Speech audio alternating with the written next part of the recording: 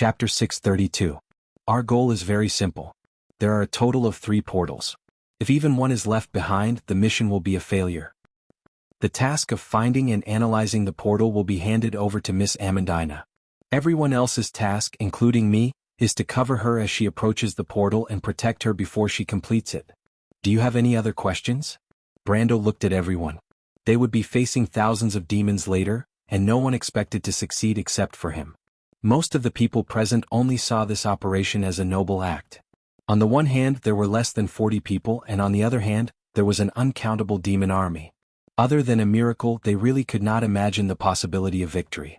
Some of the Lantern Island Knight looked nervous, some frowned, and some seemed to be joking nonchalantly. The usually silent Garlock was demonstrating a spell model to the Shire. The sword master of Cipher, Nicholas, was wiping his long sword over and over again. Her Royal Highness was alone, staring at the dark Ampere seal in the rain in a daze. No one knew what she was thinking. These actions seemed meaningless, but more or less revealed a sense of uneasiness. When the final moment was so close, who would be able to face death with equanimity? But even so, everyone nodded silently. They did not know that the young man still had a glimmer of hope in his heart. They only thought that it was a kind of knight's persistence and determination. Knowing that he would fail but still launching a challenge, such persistence was still a little naive in the eyes of most nobles of this era. But it was also commendable because no one could blaspheme the pursuit of ideals and honor. Because of this, everyone only had admiration for Brando. Brando could more or less feel the meaning of this, but he did not intend to explain this misunderstanding. Well, we've wasted too much time. We only have 5 minutes to prepare. Then we'll set off immediately. Please hurry up or leave a will. You and I should both understand that this time we will definitely die. Everyone was silent. Only the Shire smiled and said, "It's a pity. There should have been a chance for future generations to erect a monument for us to record the heroic deeds that happened here today.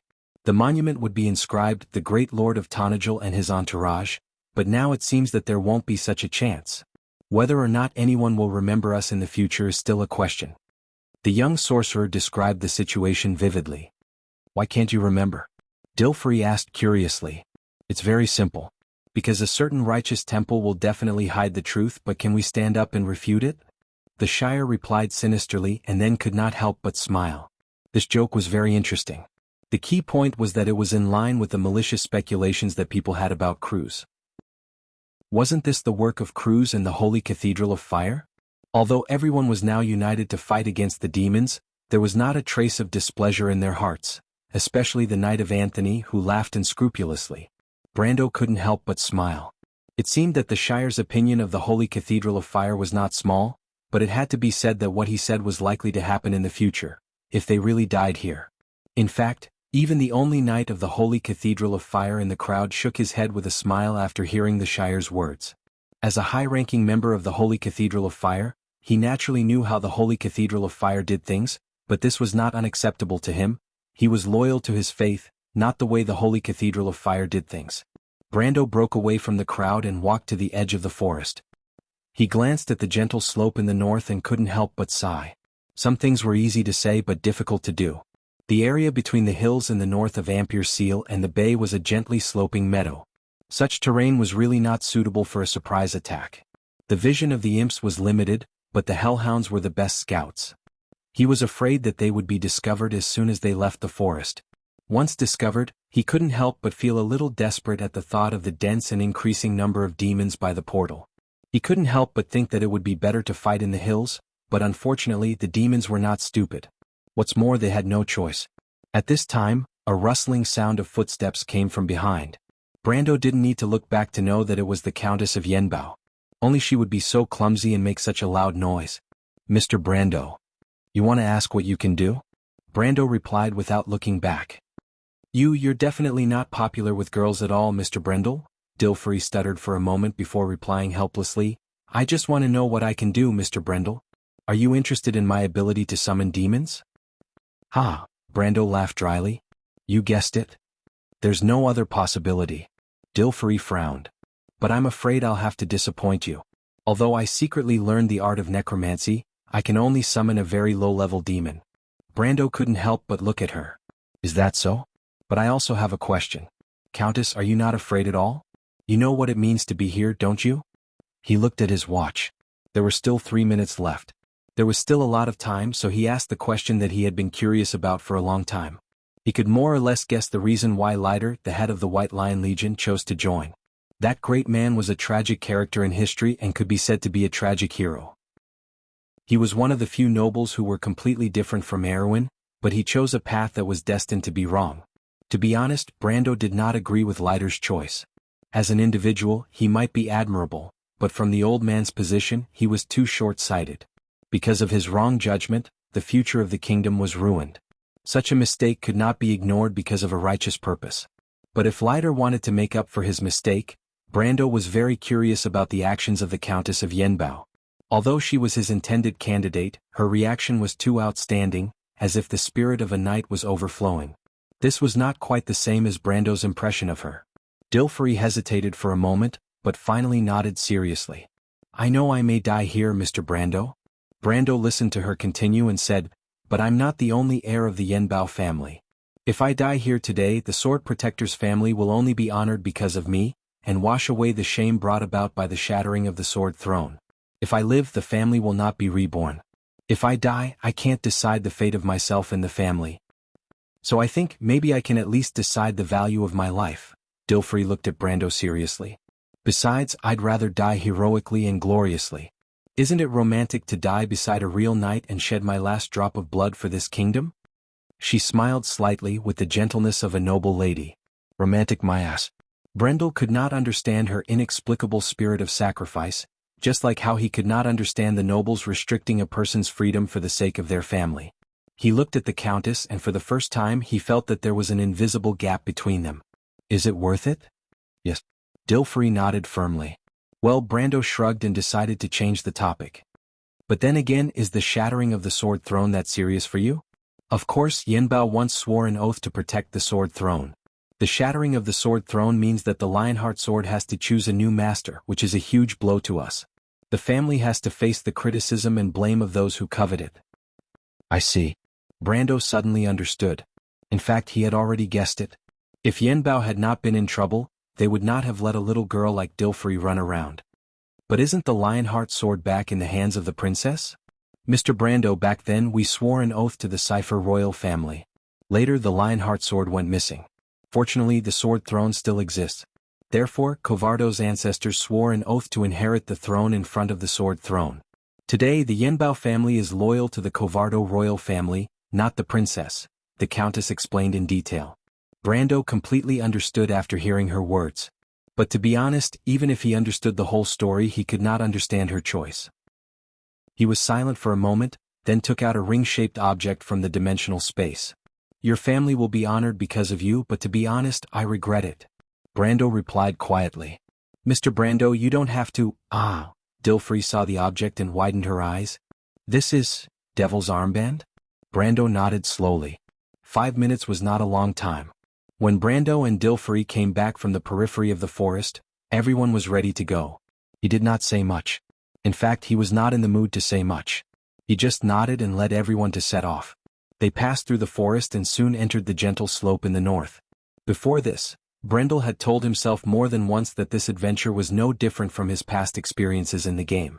Whether it was the earlier experience of killing his way out of the Lizardman's encirclement, or the Second War of the Black Roses where he risked his life to ambush Madara's undead, or the later Operation Four-Leaf Clover where he passed information under the noses of the Kurlutz. He succeeded every time, didn't he? But until the moment before they set off, everyone's silence made him feel a little different. There seemed to be a tense atmosphere in the air, which reminded him more than once of that night in Bucci. Through the gaps between the layers of branches and leaves, the portals of the Door of Flame were like 3 huge golden rings standing in the rain. Just these things alone were enough to make people feel great pressure. Fortunately, in order to ensure a clear space near the portal, there was not a single flying creature in the entire northern sky of Ampere Seal. Whether it was the brute devils or the harpies. This was probably the only thing that Brando felt comforted about. The demons were probably very confident in the forces near the portal, and there were no patrols in the surrounding hilly areas. Of course, the demons did not have any patrols in the first place. Their fighting style had always been straightforward, violent and direct. They just used their lives to fill in the gaps. On the other hand, Brando originally thought that they would encounter Jorgandi Ridge, but it seemed that his luck was not bad.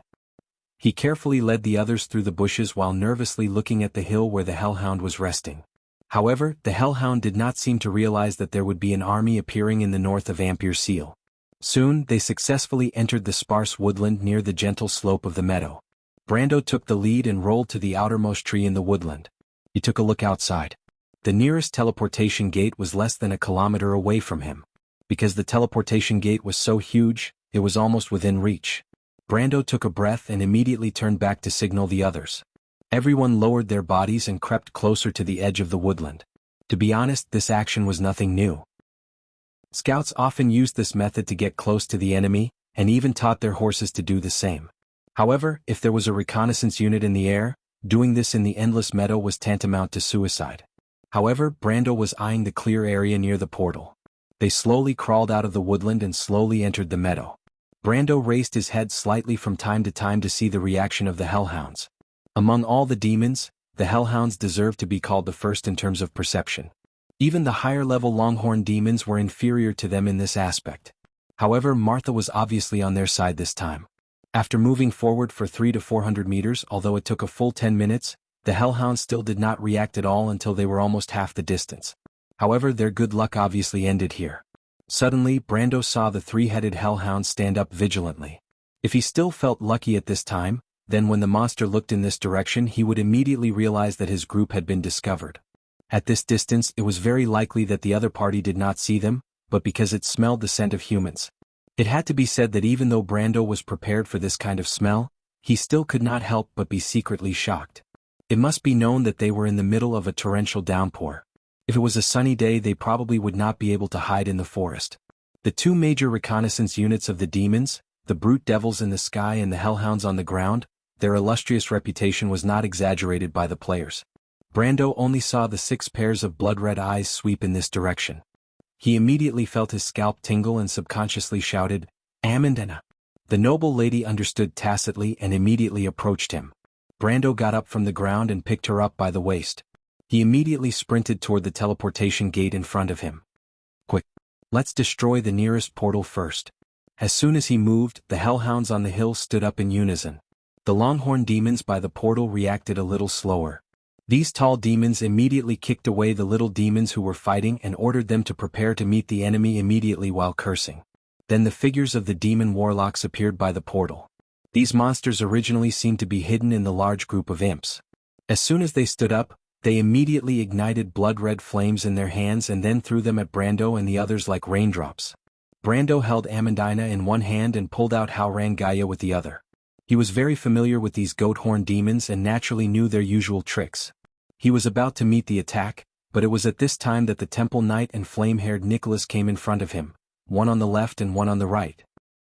They stretched out their hands and countless golden red lines of law immediately extended forward and swallowed all the fireballs. In front of these two masters of fire, the fireballs of the demon warlocks were really not enough. Brando immediately heaved a sigh of relief. The reason why he specifically asked Nicholas to join was actually because of this.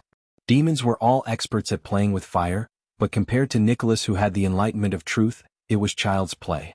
P.S. Return the Fury card to me, Neil. Explode at the beginning of the month tomorrow. Write a thank you letter while you're at it. Sigh, I'm too embarrassed to write it at this time. I apologize to everyone. To be continued. If you like this work you are welcome to come to Chidien.com to vote for me. Your support is my biggest motivation. Chapter 633. After the fireball, hordes of imps began to move out from the portal. These demons, who were only as tall as a human child and were as red as fire, could not be called an army at all. However, their numbers alone were overwhelming.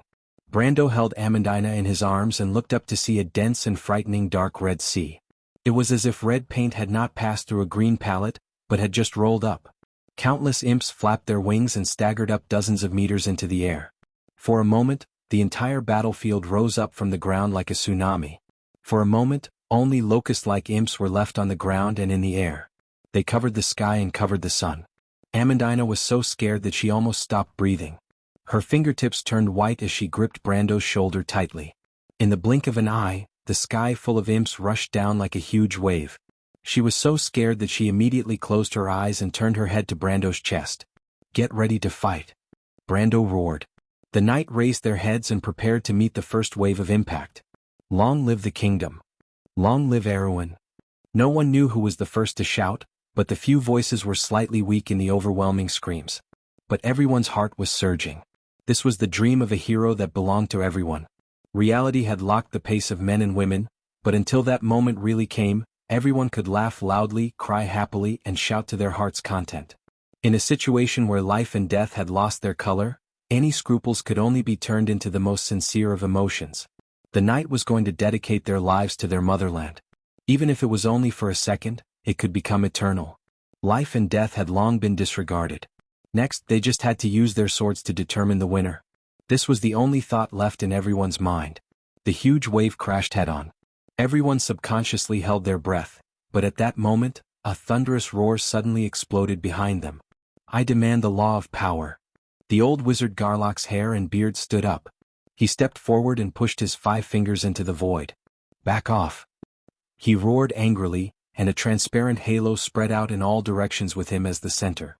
However, if one looked closely, it was not a halo, but a splash of water that was being pushed away. The little evil demon that was still flapping its wings and leaping forward in midair was slapped by an invisible giant hand the next moment. It screamed and flew back. Some of them even flew hundreds of meters and crashed into the metal platform of the portal, their brains splattering everywhere.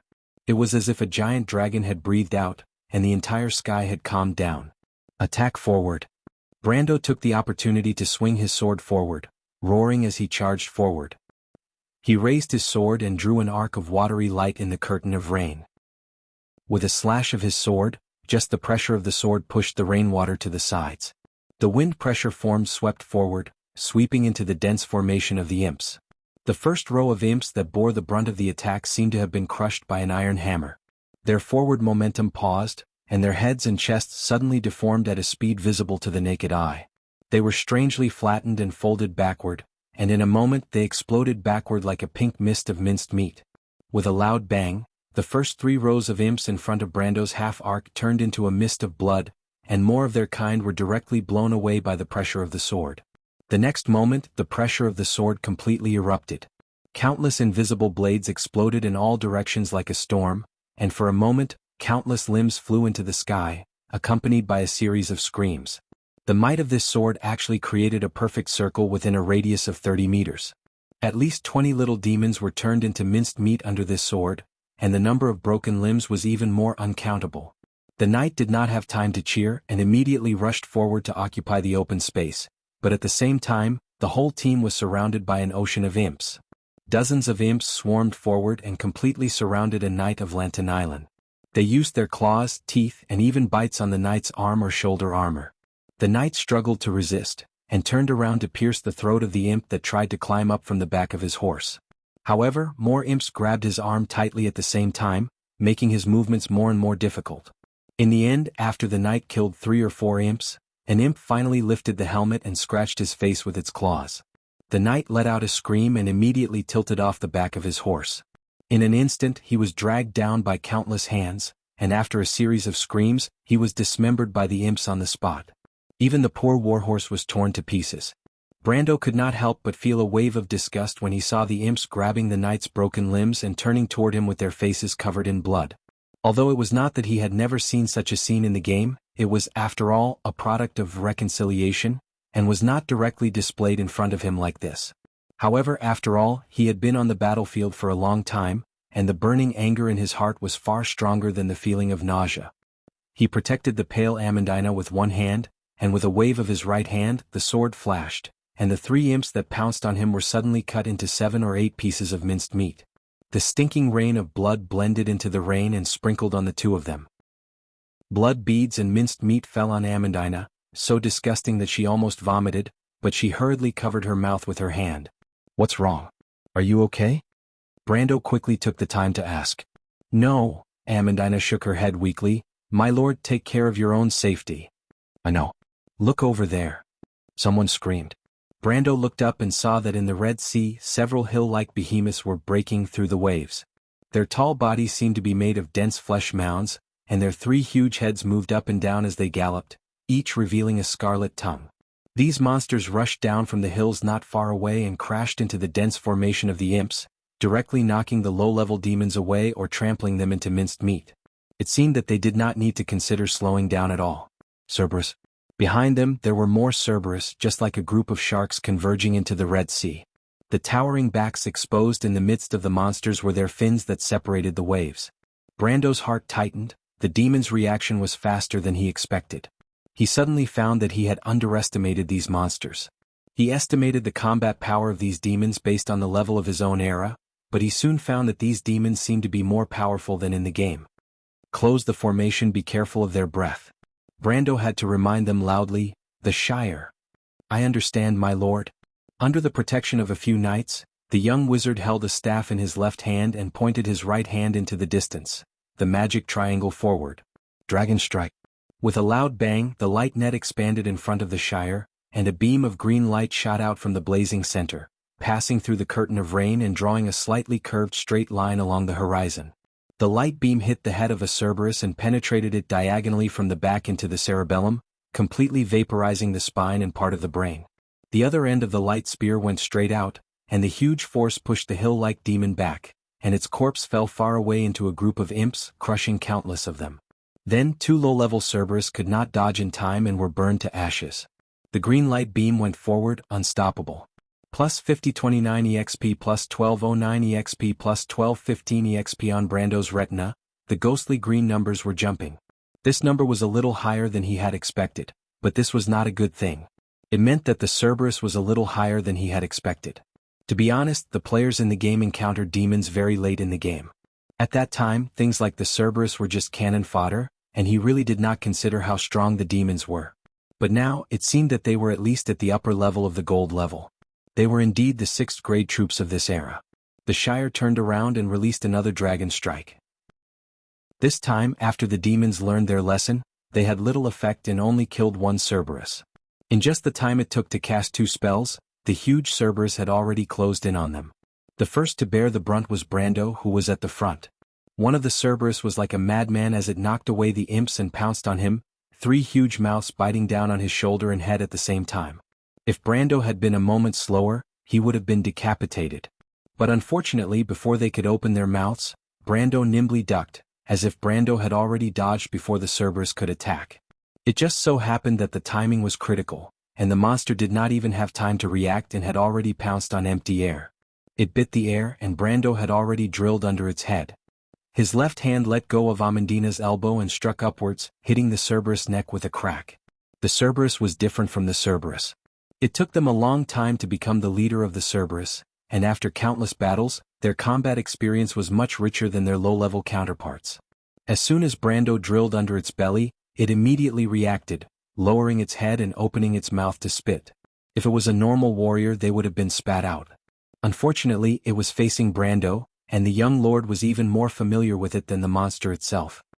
He struck upwards with his elbow, and immediately knocked the Cerberus spit back to its original form. It whimpered and almost vomited back into its stomach. The intense pain made the Cerberus unable to retaliate, and then Brando took the opportunity to stand up and directly held this huge thing up high. At the same time, he swung Haurangaya in his right hand and directly cut it in half. To be continued. If you like this work, you are welcome to come to Chidian.com to vote for me. Your support is my greatest motivation. Chapter 634. At the same time that Brando finished off the first Cerberus, the second Cerberus had just arrived. The fact that the former had cleanly killed one of its kind had obviously startled it. Although the Cerberus did not have much intelligence, it was still a little smarter than the imps. When it saw Brando moving forward with a bloody sword, it immediately retreated in fear. Unfortunately, Brando did not give it the chance to do so. He leaped forward and slashed his sword at its forehead. Brando had already activated the charge skill, and the Cerberus had no room to dodge at all. In addition, it already had the intention to retreat, so it was no longer appropriate for it to turn back. Unable to advance or retreat, it was hit squarely in the forehead by Brando's sword. With a whoosh, Brando's sword, which carried the power of the charge, immediately smashed half of the Cerberus body to the ground. The terrible power of the Gold Peak elemental manifestation completely tore its body apart in an instant, exploding into minced meat and bones. A Cerberus died just like that. Brando landed on the ground and took a deep breath. Although his Gold Peak elemental manifestation could be said to be stronger than the Cerberus, monsters were monsters after all. Moreover, it was not easy to deal with this thing without using magic and trying to conserve as much energy as possible. He could only rely on his experience to take advantage of it. He looked back. Nicholas and the Holy Cathedral Knight of the Holy Cathedral of Fire had just killed a Cerberus each. There were not many Cerberus to begin with, and now more than half of them were gone. However, this did not mean that the pressure on them had lessened. The remaining knights were already struggling to deal with the hellhounds, let alone the Cerberus. In fact, it was already very difficult for them to deal with being surrounded by the imps. As soon as the hellhounds joined in, the Knights of Anthony immediately suffered heavy casualties. One after another, 4 or 5 knights were dragged off their horses by the hellhounds that had suddenly barged in. The others were too busy to save their own lives and had no time to save them. It was easy to imagine what would happen to them. The remaining knights had no choice but to gather around Dilfrey and Her Royal Highness. If it weren't for the old White Lion Lighter taking care of them, they would have been drowned by the imps in the blink of an eye. If this continued, they would not be able to advance. Brando could not help but frown and look up. The current situation was a little beyond his expectations. How could the demon react so quickly? This was completely different from the monsters in Georgandy Ridge that he remembered. He looked at the portal in the distance. It was still more than 200 meters away. However, these 200 meters were like a natural moat to them. Mr. Brando, we have to find a way to kill our way out. Nicholas had obviously noticed the same problem and could not help but say loudly, "Yes, but what should he do now?" Brando looked around. They were surrounded by enemies. A clamor of screams shrouded each of them, and all he could see were fangs and claws. He felt that his heart had never beat so fast before, and his blood flowed faster just to make his mind clearer. Fortunately, he had found a way out in this desperate situation. He first considered Garlock, but then he shook his head. Although a high-ranking mage like him could find a way to connect to the laws of space, all spatial spells required a huge amount of power to maintain. There was only one chance, and Brando would rather leave it until the end. Wind Empress. Saint Tassol was obviously aware of his situation and immediately responded. Although she said that she would ignore him for the day, when it came to real danger, she still could not relax. This was the second time. Is there any skill that has a teleportation effect? Skill? Teleportation? Brando realized that he had spilled the beans in a moment of desperation, and quickly corrected himself. I mean, is there any sword skill that can send me to the teleportation gate? I know a few sword skills that have the same effect as a knight's charge. That's a sword skill from the future, right? The Wind Empress was slightly taken aback. I've never heard of such a sword skill. There's nothing similar? There's nothing similar. Then is there any similar spell that can do it? Similar spells are all spatial spells. With your mediocre elementalist level, don't even think about it.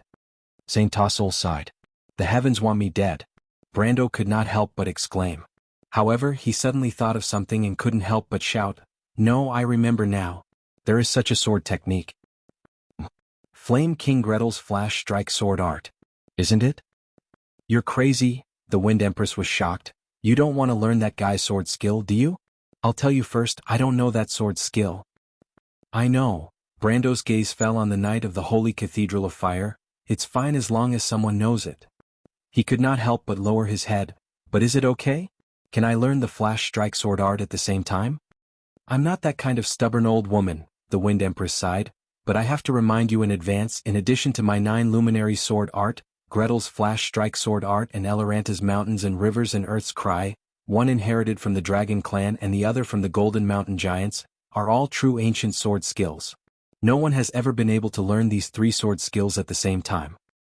Don't worry, I just want to learn a little bit. Getting started is the most difficult part." However, the elf seemed to suddenly remember the scene when Brando learned the 9 luminary sword art and suddenly stopped. "You don't want to learn it now, do you?" she asked in disbelief. "I want to use it now." Brando had no time to explain. He cut down the hellhound in front of him with his sword. He pulled Amandina towards the Knight of the Holy Cathedral of Fire and shouted, "Mr. Stephen." The Knight of the Holy Cathedral had not spoken much since he joined their team, but he did not say anything when the Shire made a joke about the Holy Cathedral of Fire. Overall, he left a good impression on Brando. Moreover, as a Cruz man, the fact that he could fight for Erwin at this time was enough to make up for the mistakes of the Holy Cathedral of Fire, but it was enough to be admired. Moreover, Brando knew that the other party was different from him. This knight of the Holy Cathedral was the kind of person who truly pursued his beliefs and ideals. Therefore, his tone was unconsciously much more polite, even if he did not have a good impression of the Cruz people.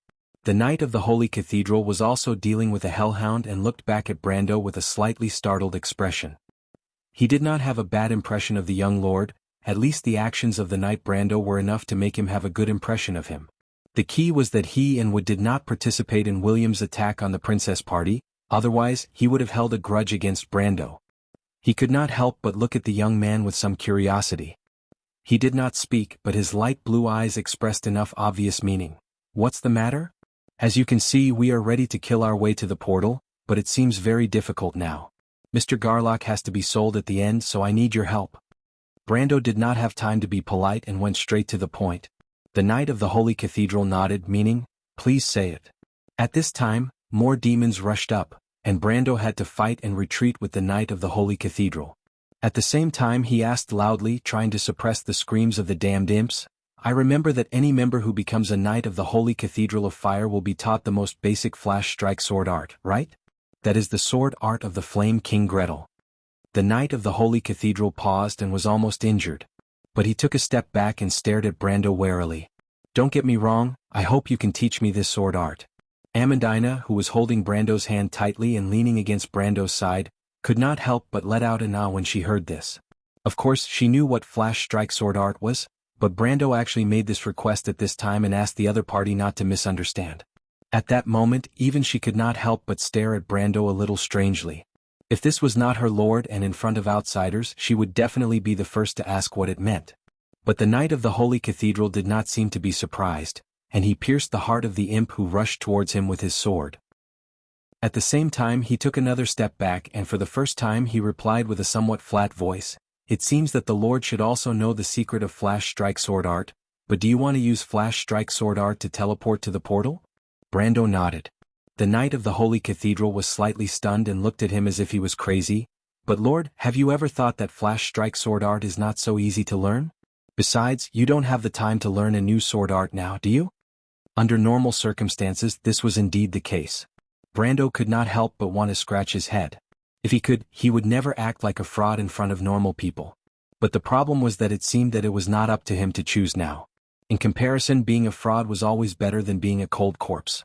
"It doesn't matter, Mr. Stephen, my talent in swordsmanship has been outstanding since I was a child. Why don't you tell me the main points of flash strike sword art, just to satisfy my last curiosity?" Brando could not help but sigh. This was simply outrageous, but the knight of the Holy Cathedral believed it. He suddenly remembered Brando's identity, the grandson of Sword Saint Darius. The name of Sword Saint Darius was not only famous in the small kingdom of Erewhon.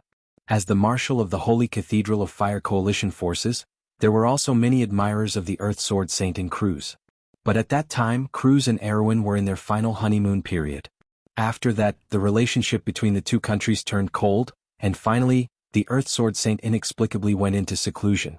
For ordinary people, this was just a period of change in national politics, but as a senior figure of the Holy Cathedral, he knew some inside stories. But since he was the descendant of the Earth Sword Saint, it was understandable that he was curious about flash strike sword art. As a swordsman he understood this feeling very well. In his opinion, Brando's request could indeed be said to be his last request. What's more, he did not believe Brando's nonsense about outstanding swordsmanship at all. Maybe the descendant of the Earth Sword Saint had a certain talent in swordsmanship, which was not surprising. But to say that he learned flash strike sword art, Stephen felt that this joke was not as funny as Brando simply saying that he was the Flame King. "So you agree?" Brando saw the knight of the Holy Cathedral hesitate and quickly asked. In fact, Stephen did not understand that Brando did not even need him to tell him the main points. He only needed him to say that he agreed to teach flash strike sword art to him. He had no choice. He also felt that this thing was simply a bug. The knight of the Holy Cathedral finally nodded. "Okay." At that moment, Brando heard a prompt that was like the sound of nature. P.S. A heavenly prompt. "Hello, the new month has arrived, please vote, thank you for your cooperation. Although it's a little late, sob sob. I'll update earlier tomorrow. If you like this work, you are welcome to come to Chidien.com to vote for me. Your support is my biggest motivation." Chapter 635. Detected skill can be obtained Skill type, general. Swordsmanship classification, law. Dragon, space. Flash strike sword art level 0, basic. Ancient dragon, a special skill allows your blade to deflect dimensions. Every attack can ignore a certain distance in space, 5m. Other bonuses, basic, none. Ancient trait, cannot be learned as a normal skill, experience requirement increased. In the eyes of the Cathedral Knight and Amandina, Brando was slightly stunned after listening to the description. But what they could not see was what was happening at the level of thought. Brando's thoughts were rapidly communicating with Saint Tassol's thoughts. This swordsmanship seems to be more complicated than the 9 luminary sword art. Why do you say that? My swordsmanship is not inferior to Gretel's at all. If your answer is not satisfactory, no matter how dangerous the situation is now, I will teach you a lesson. The Wind Empress' smile was full of danger. Brando smiled bitterly.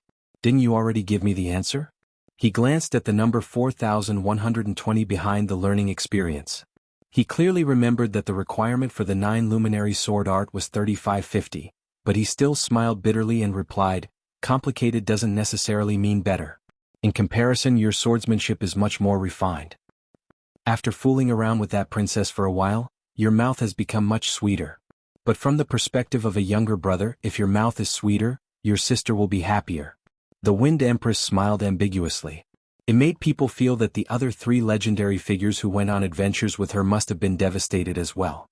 The reason why the Flame King was able to save the world was definitely related to her supervision. But even if you say it explicitly, I won't be angry.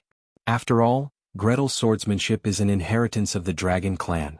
The 9 luminary sword art was not tempered by time in my era. This was probably one of the reasons. Although Saint Tassol did not say it explicitly, it also proved that in some aspects, the flash strike sword art was better than the 9 luminary sword art. However, as she had said, it was an honor to be able to improve a swordsmanship that was on par with the swordsmanship that the Dragon King had given to the mortals. However, Brando would never easily believe the Fairy Queen's nonsense of, even if you say it out loud, I won't be angry, and so on. He dared to bet that if he really dared to say it out loud, the Fairy Queen would definitely teach him a lesson. This was something that history had proven, a woman's words were absolutely not trustworthy. But with your talent, it shouldn't be a problem for you to learn it, right? Saint Tassol seemed to be still brooding over Brando's rapid progress in learning her swordsmanship. She had been hailed as the most outstanding genius of the Mist Elves in the past 1,000 years since she was a child. She began to learn this ancient skill at the age of 35 and had completely mastered it by the time she reached adulthood. In the middle of the War of the Holy Saints, he personally improved the Moonlight Sword and turned it into a magic sword technique. Later on, it became known as the 9 luminary sword art. However, she was dismayed to find that compared to Brando, she, who could be called a monster, seemed to be just at the level of an ordinary person. Maybe I can give it a try. Brando replied. Maybe you can give it a try. The Fairy Queen snorted softly. Although the more outstanding the inheritor was, the more relieved she would be, but sometimes being too outstanding would also make others jealous. For Brando, the experience from the Book of Mavicard had basically been exhausted, but the remaining bits were enough to learn the basics of flash strike sword art. The speed of the communication of thoughts was not limited by the general sense of time, and the conversation between the two was completed in an instant. He came back to his senses and the pale green panel opened in his vision. Time seemed to have slowed down, and the demons behind the transparent interface were rushing towards him. He took the opportunity to block the other party's path. The last line of prompt on the retina had just unfolded. Detected that the skill can be obtained. Do you want to pass? Pass. Brando blocked the little demon's claws with his sword, causing the other party to lose its balance and fall to the ground. He then turned the Howran Gaia and stabbed it into the other party's back, and purple-black blood splashed all over his arm. Beginning to copy the information and related knowledge of flash strike sword art. Warning, a similar conflicting skill has been detected. Skill name, Erwin Military Swordsmanship. Skill type, General. Swordsmanship classification, Iron. Ha. As soon as this prompt appeared, Brando's hand trembled and he almost threw the Howran Gaia away. How could flash strike sword art conflict with Erwin Military Swordsmanship? Military swordsmanship was a basic swordsmanship, and only one skill would conflict with it, and that was another more advanced basic swordsmanship that covered it. As everyone knew, Erwin military swordsmanship was created by combining the military swordsmanship of the Cruz people and the swordsmanship of the Wind Elves. At that moment, Brendel suddenly thought of a possibility that he did not dare to believe. Flash strike sword art was a basic swordsmanship, and Erowin military swordsmanship itself had its shadow. Wait, flash strike sword art is a swordsmanship, not a move? You don't know? Hearing his strange cry, Saint Tassol felt a little strange. Flash strike sword art was originally a swordsmanship skill, and so was the moon sword of the Mist Elves. You don't think it's a special skill like 9 luminary sword of the Wind Elves, do you? Damn, Brando suddenly screamed in his heart. How would he know? This was an ancient skill, not a cabbage that could be found on the streets. Even in another world he had only heard of it. Who would casually show off after learning an ancient skill? Is it okay? Saint Tassol also realized the problem. She frowned and suddenly realized that she seemed to be blindly optimistic about Brando. Basic swordsmanship was different from special swordsmanship. For example, people with extraordinary talent in swordsmanship like 9 luminary sword art could indeed learn at least a superficial set in a short time. But flash strike sword art was different. Basic swordsmanship was a swordsmanship skill. Without decades of hard work, it was difficult to achieve anything in it, and to be able to master it in one go was a fantasy. But the problem now was that Brando didn't seem to have a choice. Mr. Brando, flash strike sword art is the swordsmanship of the late king after all. In the thousands of years of history of the Holy Cathedral of Fire, no one has really learned it except for the Flame King. Actually, you don't have to force yourself. Stephen saw the change in Brendel's expression and thought that he would back down, so he hurriedly comforted him. Let Master Garlock prepare, we will make the final assault. In this situation, even if we can close a portal, it would be good. Who knew that before he finished speaking, he suddenly saw Brando in front of him had already swung his sword forward. As part of this entire attack, he and Amandina disappeared together. Stephen realized what had happened in an instant. He looked up in disbelief. It was only a moment of difference, but he had already missed the most important scene. He only saw Brendel's sword swinging down, and a large hellhound's head flew high into the air. But the hellhound was clearly a long distance away from them just a moment ago. This was impossible. Stephen himself also knew flash strike sword art. Although it was just a little bit, as part of this swordsmanship, he could make his blade cross the limits of space in a very short distance. In fact, most of the Holy Cathedral Knight knew this move, but they only used it in the last part of the sword's journey. In the eyes of others, it was as if the Holy Cathedral Knight's attack was 1 or 2 times faster than others of the same level. But compared to Brendel's performance, he felt like he could just bang his head against a wall and die. He repeatedly confirmed that he had only said a few words to the other party a dozen seconds ago. If he could, Stephen really wanted to slap himself and tell himself that it was all just a dream. But someone was more surprised than him. Brando, what are you doing? The Wind Empress screamed without reservation. Testing the sword. Brando replied matter-of-factly. He raised his head. The previous sword had advanced 5 meters and was about 300 meters away from the portal. From afar, the gathering of imps on the other side looked like a group of ants. Indeed, whether it was the basic swordsmanship or the special swordsmanship, there was a big difference for ordinary people. But it didn't mean anything to him. It was just a matter of how much experience he had to spend. Brando tried it. The previous sword did not consume much stamina, but it consumed a part of his mana. It seemed that the ancient swordsmanship was the same. They all required a certain amount of mana to support it, but the flash strike sword art required much less mana than the 9 luminary sword art. If he really wanted to compare, it was less than 1/10. After all, the latter was a genuine magic swordsmanship. But to say whether there was a difference between the basic swordsmanship and the special swordsmanship, to him, there was actually a difference. He wasn't the only one who noticed this difference. Sonorso, the Wind Empress, also noticed it immediately. What's with the afterimage you left at the last moment? The Wind Empress asked with some excitement. That was not an illusion. But at this moment, Brando was actually very excited, because the previous sword had confirmed his guess from the beginning. As everyone knew, the basic swordsmanship in the Amber Sword could provide bonuses to the special swordsmanship. So, as the basic swordsmanship, could the flash strike sword art provide bonuses to the 9 luminary sword art? He immediately had the answer. He hugged Amandina tightly and drew his sword forward at the same time. His figure disappeared and reappeared again and again. Every time he disappeared, he would move forward a certain distance, 20 meters, 50 meters, 100 meters. Every time he flashed, there would inevitably be an additional shadow of Brando on the battlefield, attacking the enemies around him. The two swordsmanship that had shown for a time in history, at this moment, finally merged perfectly. Wait for my good news. Brando roared in the middle of the battlefield. His whole body rose from the ground, and like a continuous afterimage, he quickly passed through the group of imps. Almost everyone on the battlefield saw this scene. The young lord suddenly began to accelerate, and the monsters from Georgandy Ridge quickly found that they could not stop him at all. On the contrary, their attacks often missed and landed on the opponent's afterimage. But the problem was that it was not a real afterimage. The imps were stunned to see that the afterimages on the battlefield all began to do the same thing. They raised their swords and then slashed forward with all their strength. Piercing strike. The huge sword pressure instantly penetrated a range of more than 30 meters, eliminating all obstacles. Whether it was the imps or the hellhounds, the terrifying storm instantly tore them into pieces. Wherever Brando went, it was like a storm had passed through, and it was already a mess. It seemed that in the blink of an eye, a path had been opened. To be continued. If you like this work, you are welcome to come to Chidian.com to vote for me. Your support is my biggest motivation. Chapter 636. Brando understood that his goal was to use the special effect of the flash strike sword art to produce a displacement effect, not to kill the enemy. Therefore he was very purposeful and often aimed at those opponents who did not have much combat power.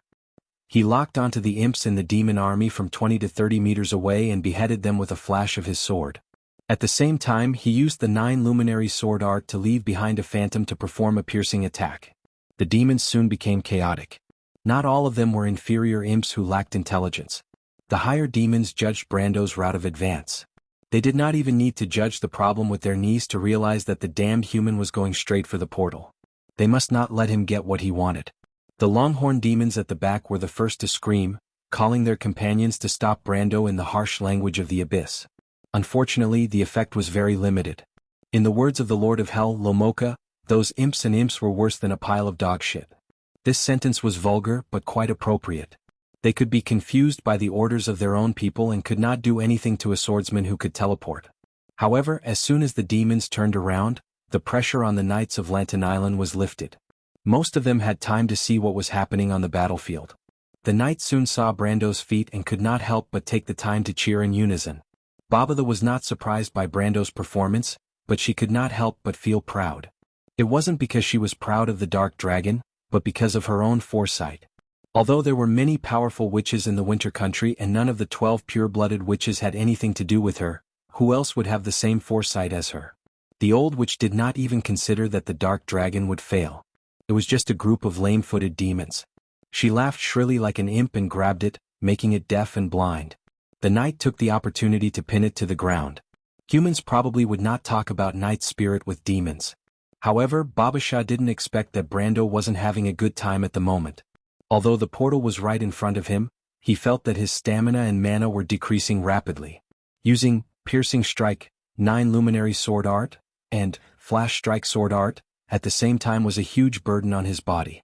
After leaping forward about 2/3 of the distance, Brando noticed that his muscles and movements were gradually becoming stiff, and his mental power was also unstable. He had to shake his head, trying to shake off the dizziness. After appearing above the demon army for the 10th time, Brando slashed down with Howran Gaia. The poor wretch below was still holding onto a bloody human calf. The pale skin was covered with bite marks, making Brando feel disgusted. But that thought only lasted for a split second, and Howran Gaia had already slashed towards the opponent's shoulder. The heavy blade cut into the rough purplish-red skin and muscles, and got stuck in the spine with a click. The poor wretch was directly pressed to the ground and snapped into two. Even the bones directly cracked and pierced out from under the skin, turning it into a mess of flesh and blood. This scene looked spectacular, but it made Brando's heart tighten. In theory, this slash should have cut off the opponent's muscles and bones, beheading it cleanly just like before. This was not a coincidence, and it was not that these imps had become stronger, but that his stamina had begun to decline. "Amandina, are you hurt?" he gasped. "No." Amandina was hugged by Brando with one hand. For a moment she didn't know if she was afraid or nervous. In fact, it wasn't that she hadn't imagined such a scene when she was alone, but it was definitely not like now. Being in the middle of the demon army, the noble lady had no time to daydream, and she didn't even dare to look at the situation outside. Because she was afraid of seeing Brando fail, she was so scared that she closed her eyes tightly. She probably had the mentality of, if we're going to die then we'll die together. No, at least I'll be at ease if I die in front of that person. She huddled tightly in Brando's arms. When Brendel asked her, her mind was in a mess and she shook her head. That's good. Brando also breathed a sigh of relief. In his imagination, advancing courageously and unstoppably in the face of thousands of enemies would be incomparably heroic, but when it really came down to it, he realized that it wasn't the case at all. There was no pleasure in being surrounded by enemies at all, only a cold sweat dripping from nervousness. His palms were already wet, and the pressure of impending death was like a dense forest of swords and thorns. The slightest mistake would result in eternal damnation. What would happen after death? Brando had thought about this question when he was still a teenager in the other world, but most mortals would only come to the conclusion that it was a fruitless endeavor. Only when the aura of the Grim Reaper truly approached did he truly feel the bone-chilling coldness of the other world. There was no point in discussing the topic of death because after death there was only nothingness. Brando knew that he wasn't sure if he had the time to regret it before he died. But at least he still wanted to live. The desire to live made his senses 1,000 times sharper. He swung his sword at the corpse that was like a piece of rotten meat, and the attacks of the surrounding demons became traceable in his eyes. Brando raised his head, and his gaze swept across the other side of the battlefield, where he found a guy who was retreating. It's you. Brando, be careful. Amandina closed her eyes, completely unable to judge the situation around her. The one who spoke was naturally the Wind Empress Saint Tassel. The Wind Empress reminded him, "Be careful of the warlocks over there." Brando turned his head, and he also saw that the warlocks were standing by the teleportation gate casting spells at him. To be honest, he was not a wizard and he knew little about the world of mages. But fortunately he was at least a player. There was a joke. If players represented a world, then wizards represented at least half of the world. As an enemy of half of the world, Brando couldn't distinguish every spell's hand gestures and incantations, but the desire to live seemed to sharpen his memory at this moment. Dimensional anchor. Brando felt the hair on his back stand up, like a cat arching its body. His eyes were frighteningly bright at that moment. Brando didn't have time to explore whether the Flash Strike Sword Art's ability to distort dimensions could avoid the judgment of Dimensional Anchor's ability to block all teleportation effects. He wasn't a research maniac and reality didn't allow him to have a second chance. He immediately activated his charge skill without any hesitation. Just as the circle of white light appeared above his head, he stepped on a few imps and rose up from the demon army. Like a beautiful turning line, he pierced through all the spell effects. The warlock's attempt was completely futile. The eyes of the witches who were lucky enough to see this scene were frighteningly bright. Other than the rebirth of the Darkness Dragon, which other 20-year-old young man had such terrifying combat experience? This was not a duel between swordsmen, but a perfect example of using swordsmanship to break spells. Not everyone had such experience. Not to mention the witches, even the curious Garlock couldn't help but have a strange look in his eyes. At least Brando's actions had proved that he fully understood the opponent's spells and intentions. Even the great wizard mentor from Cypher couldn't tell how he did it. Disassembling spells was Garlock's specialty, and he spent most of his life on it, but he didn't dare to say that he knew every spell. And to be able to find the hidden spells behind the secret casting gestures was an extremely difficult and professional knowledge. Garlock even had an illusion at that moment. Perhaps this young man had a better future as a wizard than as a swordsman. He had completely forgotten that even in terms of swordsmanship, Brando was also a genius. After Brando penetrated the range of Dimensional Anchor with charge, he once again performed Flash Strike Sword Art in midair. Flash Strike Sword Art had completely absorbed the experience of Erwin's military swordsmanship and had risen to level 4. Flash Strike Sword Art 4+1, Beginner. Ancient Dragon. A special skill allows your blade to deflect dimensions. Each attack can ignore a certain distance in space, 60 m. At this level, it was already beyond the reach of the average Temple Knight. Stephen seemed to have only just realized what he had seen. If someone had told him before that a person could immediately master a swordsmanship after understanding a little bit of the trick, he would have thought that the person would be crazy. Then he must have thought that the person was a lunatic or he must have treated him as a fool. But now he felt that he might as well have been a fool. He even stood there in a daze.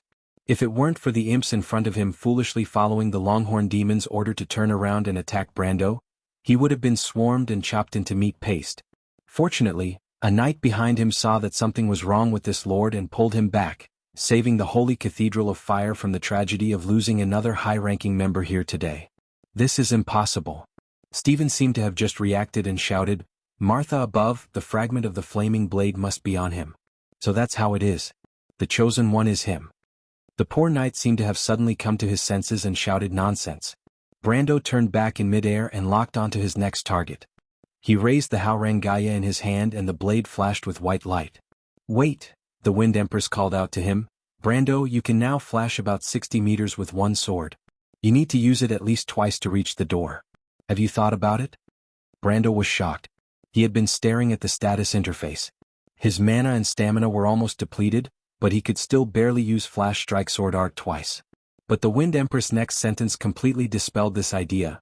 "Since I can judge your flash distance, then they can do the same." He actually thought of this problem in an instant. If he was locked by the other party with Dimensional Anchor again, he could still use the 9 Luminary Sword Art to escape, but what about after that? Would he still have the energy to use Flash Strike Sword Art again? The status clearly stated that Brando could not conjure stamina and mana out of thin air unless he could take a breath. But where would the opportunity come from on this battlefield? Fortunately, he hadn't made a move yet. Brando couldn't help but rejoice that he had the Wind Empress with him. She was indeed a sage from the War of the Holy Saints.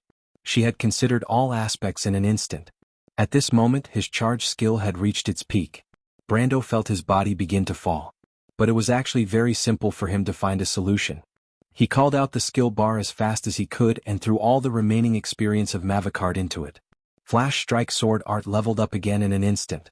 Flash Strike Sword Art 5+1 entry.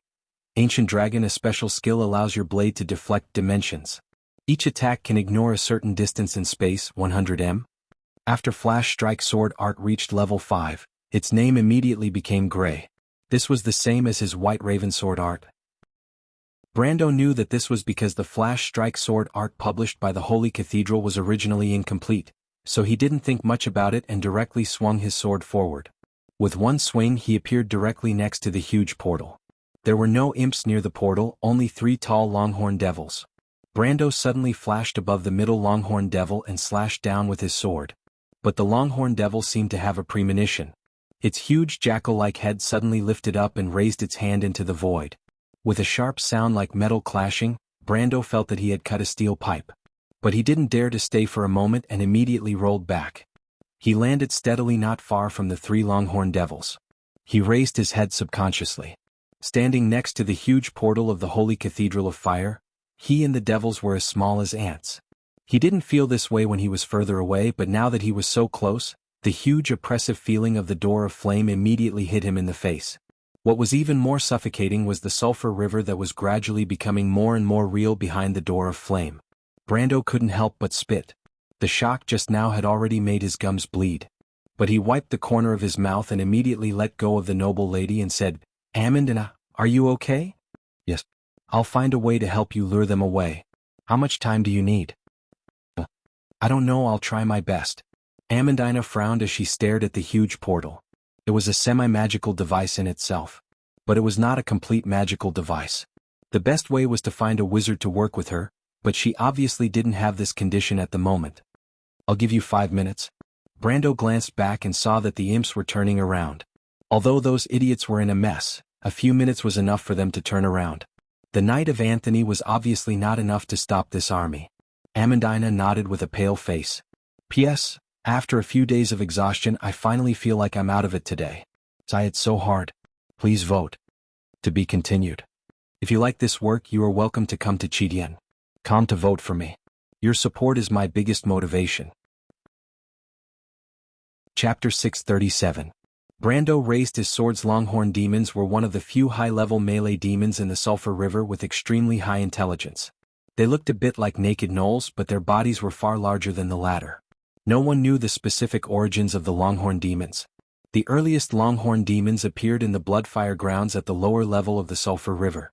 It was said that they had evolved from imps who had experienced hundreds of battles there to their current form. Some of the characteristics of the Longhorn demons did indeed have traces of imps, whether it was the same purplish-red skin or the sharp fangs and claws. In fact, it looked just like an imp that had been magnified several times, except for the fact that its fleshy wings had degenerated and its tail had become thick and long to maintain its balance.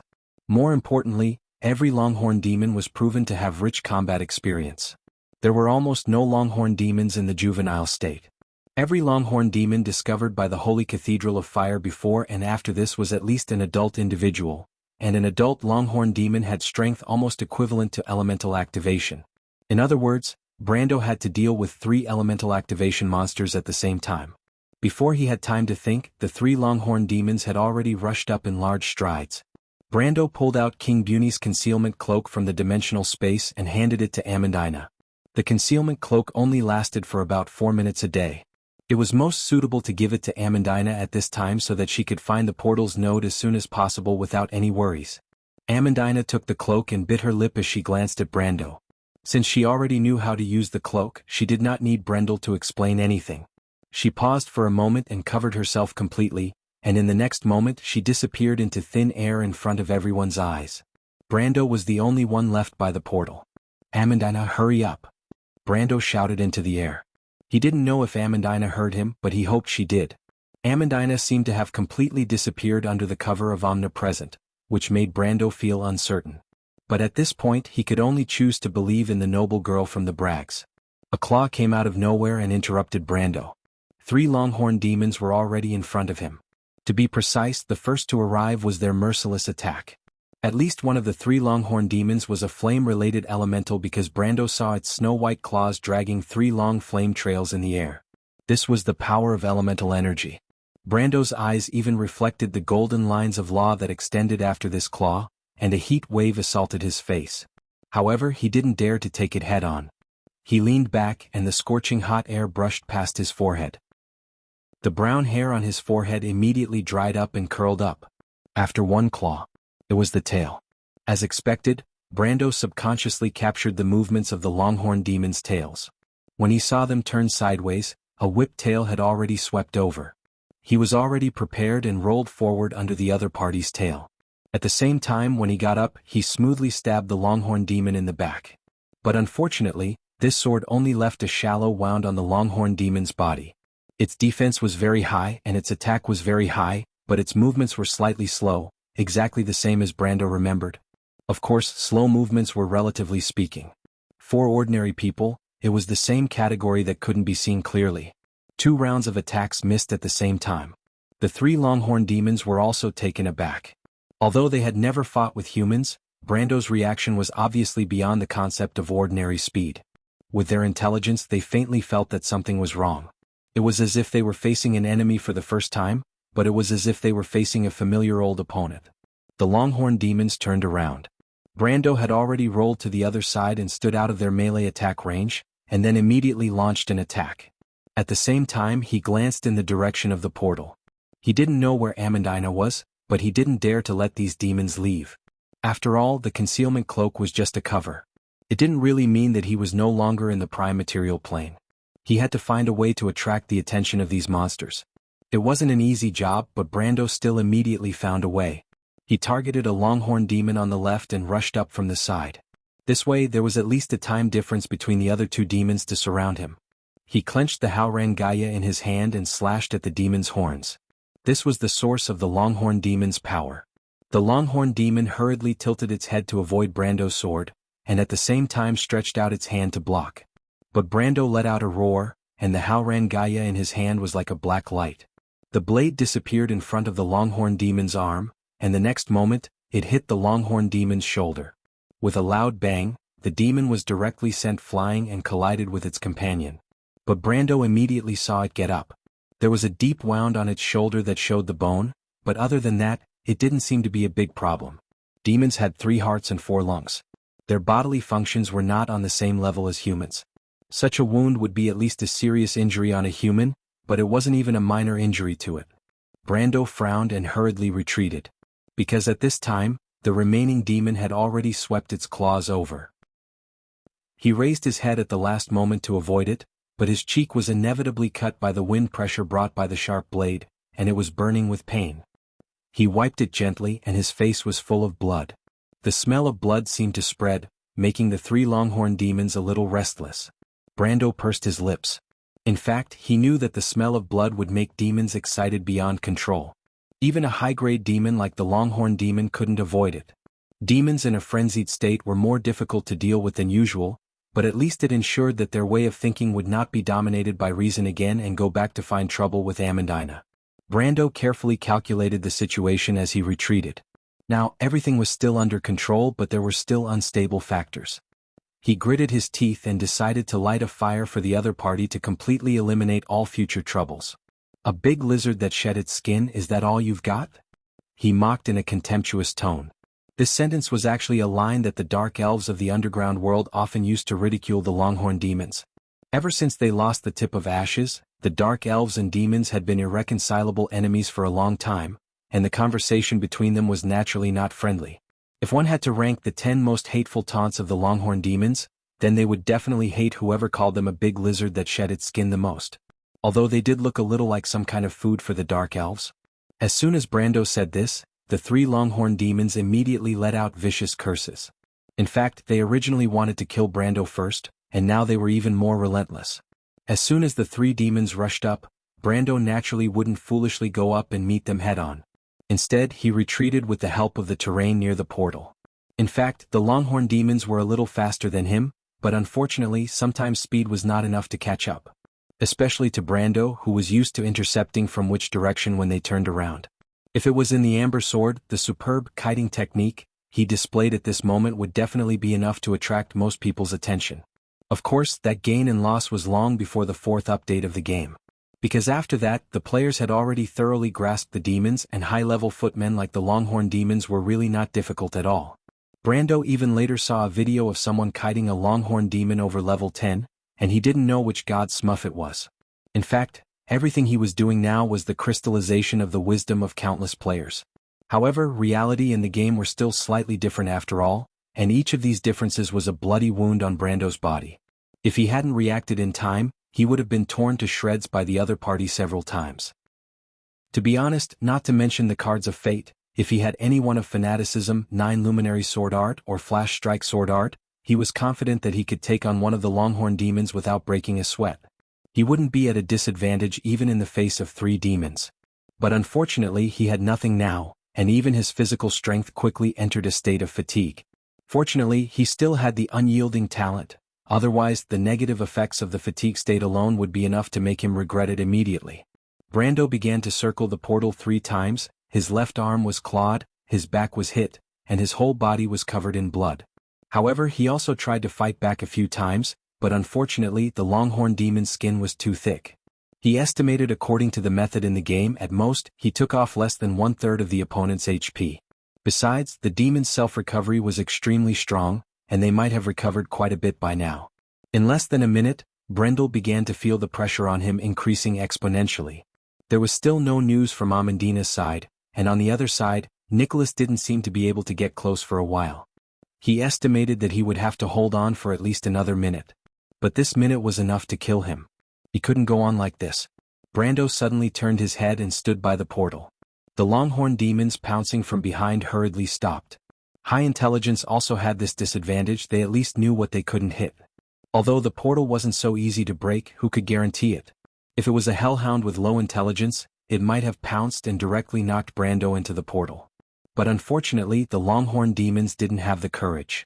If it weren't for the portal, Brando would have been dismembered dozens of times.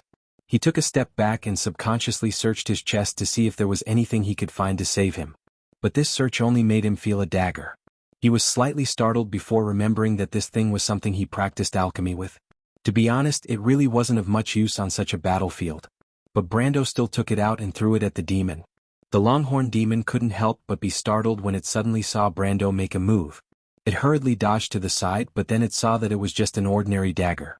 It couldn't help but scream in anger. On the other side, Brando laughed.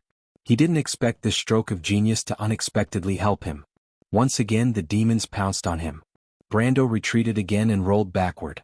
Another dagger was thrown at the longhorn demon. This time the demon didn't fall for it no matter what. It blocked with its hand and directly sent the dagger flying without even breaking its skin. Brando immediately threw out a 3rd dagger. He had made a lot of daggers like this when he practiced. Of course, the materials used in the later works were more ordinary, and even far less powerful than the first one. This way the dagger he threw was no threat to the demons, and it was purely a naked mockery. In just a moment the longhorn demons were so angry that they almost went crazy. They were only a few feet away from Brando. 2 longhorn demons had even circled around to one side, ready to block Brando's retreat, and the remaining one had already pounced with a roar. Brando threw the dagger again. The dagger hit the demon's chest. It didn't even look at it before it was ready to knock the thing away. To be honest, this thing was similar to a child throwing a handful of sand at it. As long as it didn't hit its eyes, it was worthless no matter where it was thrown. But this time, it just touched the dagger and felt that something was wrong. First of all, the touch was slightly different. It subconsciously lowered its head and was surprised to see that Brando didn't throw a dagger at all, but some kind of deformed cone-shaped object. Although the Longhorn demon had extremely high intelligence, it couldn't figure out what it was for a while. But it didn't need to figure it out. Because in the next moment, a terrible pain came from its chest. The Longhorn demon saw the magic power disintegrate on its body, and its huge body shattered as if it had collapsed. The dark magic power surged out and directly formed a black hole. In an instant, it screamed and completely pulled it back. It was pulled back to the underground of the Sulphur River. For a time, only the last scream of the demon was left in the heavy rain. Even Brando was shocked. What he threw was naturally the terrifying god-slaying magic breaking all. But he didn't expect that for the existence of the demon's projection on the main material plane, this thing would not only directly disintegrate its power, but it even negated its existence. Brando, who witnessed all this with his own eyes, looked up, dumbfounded. For the first time, he understood why this thing was called a nuclear weapon by the players at that time. The guy holding this thing did have the potential to be a terrorist. But there were two more. Brando subconsciously wanted to get up from the ground. But the bones in his body hurt as if they had fallen apart. Even he didn't know if the other party would give him a chance. Probably not, the Longhorn demons weren't fools. P.S. I'll continue to beg for monthly votes. I'll roll and kneel and beg everyone to spend all kinds of votes. Spend as much as you want. Spend as much as you want. To be continued. If you like this work, you're welcome to come to Jianghu to vote. Your support is my greatest motivation. Chapter 638. It was raining heavily, and the black hole dragged the Longhorn devil that had pounced on Brando back into the Sulphur River before turning into a line and completely closing the portal. The remaining two Longhorn devils struggled to get up from the ground, and Brando also stood up from the mud. At this moment, Amandina's shout was suddenly heard. "My lord, the first node is directly above the portal, and the other two are on the pedestal." The noble lady was a little excited. Brando's heart settled. Amandina's speed was far beyond his expectations, faster than he had expected. He immediately ordered the Shire through telepathy. The Shire, the connection points of the portal and the law of space are directly above the portal and on the pedestal on both sides. "I got it." The Shire turned back and relayed the order to Garlock, who was beside him. The Lantanilan Knight immediately surrounded them, and the two mages, one old and one young, raised their hands at the same time. Two beams of cyan light pierced through the rain, crossing the entire battlefield and hitting the portal. It was like two dazzling spears, and where the spears hit, the portal's halo immediately emitted the most dazzling light. The light rippled like ripples in water, and the golden-red portal trembled, and the light immediately dimmed. Just a little more. The two Longhorn devils were shocked. If even one of the portals was destroyed by these humans, who knew how much time it would take for the rest of the army to arrive at this port? They could completely imagine their souls being extracted by their lord and tortured for eternity because of their dereliction of duty. Devils took pleasure in causing pain, but this pain was not so wonderful when it came to themselves. The Longhorn devils were completely awake, as if the smell of blood on Brando's body was no longer so attractive to them. They immediately turned around and pounced on the Lantanilan Knight. 300 or 400 meters on the battlefield was just a blink of an eye for these elemental-activated monsters, and there were no countless imps and hellhounds in front to stop them. If they wanted to, they would definitely be able to stop the Shire and Garlock before they released their next spell. But how could Brando let them do as they wished? He had been trembling here for half a day just to buy time. He immediately activated charge and shot towards one of the Longhorn devils like an arrow released from a bow. Brando aimed at the guy's back and slashed straight. The devil did not dare to take it head-on and had to turn around and sweep the blade in Brando's hand away with its claw. But with this stop, it was completely entangled with Brando. Brando's Long and Garlock took a few steps forward and slammed the devil with the hilt of his sword. The Longhorn devil snorted and took a step back. Brendel closed in step by step, pulling back his sword and slashing horizontally at the other party's lower abdomen. Garlock, Garlock locks back as if Garlock, it's Garlock, Garlock lock as if Garlock, it of the lock. Its claw was aimed straight at Brando's heart. In its opinion, if the other party did not retreat, he would die, and it would at most be seriously injured. However, it felt that Brando was probably not that stupid. After fighting with this human for more than a dozen rounds, Brando left it with the impression that although he was weak, he was very cunning. And what made it even more fearful was the other party's secret weapon, the thing that could banish them back to the Sulphur River. Although demons would not die, they would not be completely unharmed after being banished. They would fall into a long period of weakness, and once they were discovered by other demons at this time, they would definitely be devoured. So for demons, being injured and banished was no different from dying. It did not want to fight Brando head-on, it only hoped to force the other party to retreat. But the Longhorn Devil would never have dreamed that Brendel would not even take a step back and take its attack head-on. It clearly felt the feeling of its claws piercing into the other party's body, the sharp claws splitting the flesh of a creature, which was a wonderful feeling for a demon. But at this moment, the Longhorn Devil only felt fear. Because Brando had obviously taken the initiative and avoided the position of the heart, the claw only pierced the other party's lung lobes. With its intelligence, it would never think that Brando had accidentally bumped into the muzzle of its gun. The other party had obviously planned this. In fact, it was the same, but the reward came faster than it had expected. It felt that its claw had at least seriously injured the human. The next moment, a golden flame burst out from Brando's body. Amidst the rain, the flames looked more like splattered blood. Blood of the sun. This Templar Knight's damage reflection skill immediately let the Longhorn Devil see how powerful it was. The golden blood splashed on its face and instantly burned. Even the claws it retracted were plated with a layer of golden fire. These flames were obviously not just for show. The intense pain immediately made the demon scream.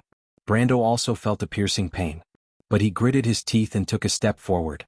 Taking advantage of the Longhorn Devil's screams, he pounced on it like a beast, raised the Haurang Gaya, and stabbed it into the other party's throat. The demon's screams suddenly stopped. Then another black hole appeared in front of Brando. This black hole also dragged the demon's body back, then turned into a line and completely closed. Brando knelt on the ground as if he had lost all his strength, as if the pain had just returned to him. The rain washed his open wounds, causing him to gasp in pain. Amandina hurried to his side and hurriedly put the Giant King's cloak on him. "My lord." "Well done, Amandina." The corners of Brendel's mouth twitched as he replied. Even so, he did not forget to reach out and pick up a relic left behind by the Longhorn Devil before it fell into the rain. It was a silver cylindrical object, and Brando did not recognize it for a moment. But it was a demon's relic after all. If the Knight of the Holy Cathedral of Fire saw it later, it would not be so easy to take it for himself. After all, carrying a demon's relic was a bad reputation. Brando did not want this detail to attract attention. To be honest, he already had a lot of bad reputations. Wood even specifically asked him about the Heaven's armor before. To be honest, the Wind Spirit spiders were not Heaven's armor at all, but the Holy Sword technique itself was ambiguous. But he did not expect to pull on his wound when he grabbed it. He almost screamed and did not get that thing. Instead, Amandina picked it up. "Let me help you with this kind of thing. You should at least pay attention to your own body," Amandina said a little angrily. Brendel glanced at her and suddenly realized something. His heart skipped a beat. On the other side, the only surviving Longhorn Devil was not so lucky. In fact, it had just rushed out 2 steps when a flame suddenly rolled in front of it. Its own element was fire, but it couldn't help but scream when it saw the golden flame coming at it. One was the fire of elemental activation, and the other was the golden flame of elemental enlightenment. The difference between the two was not too big. The flame separated the countless little demons and completely devoured them. It was in front of it in an instant. It immediately wanted to turn around and run, but it was too late. A long sword stretched out from the flame and stabbed straight at its throat.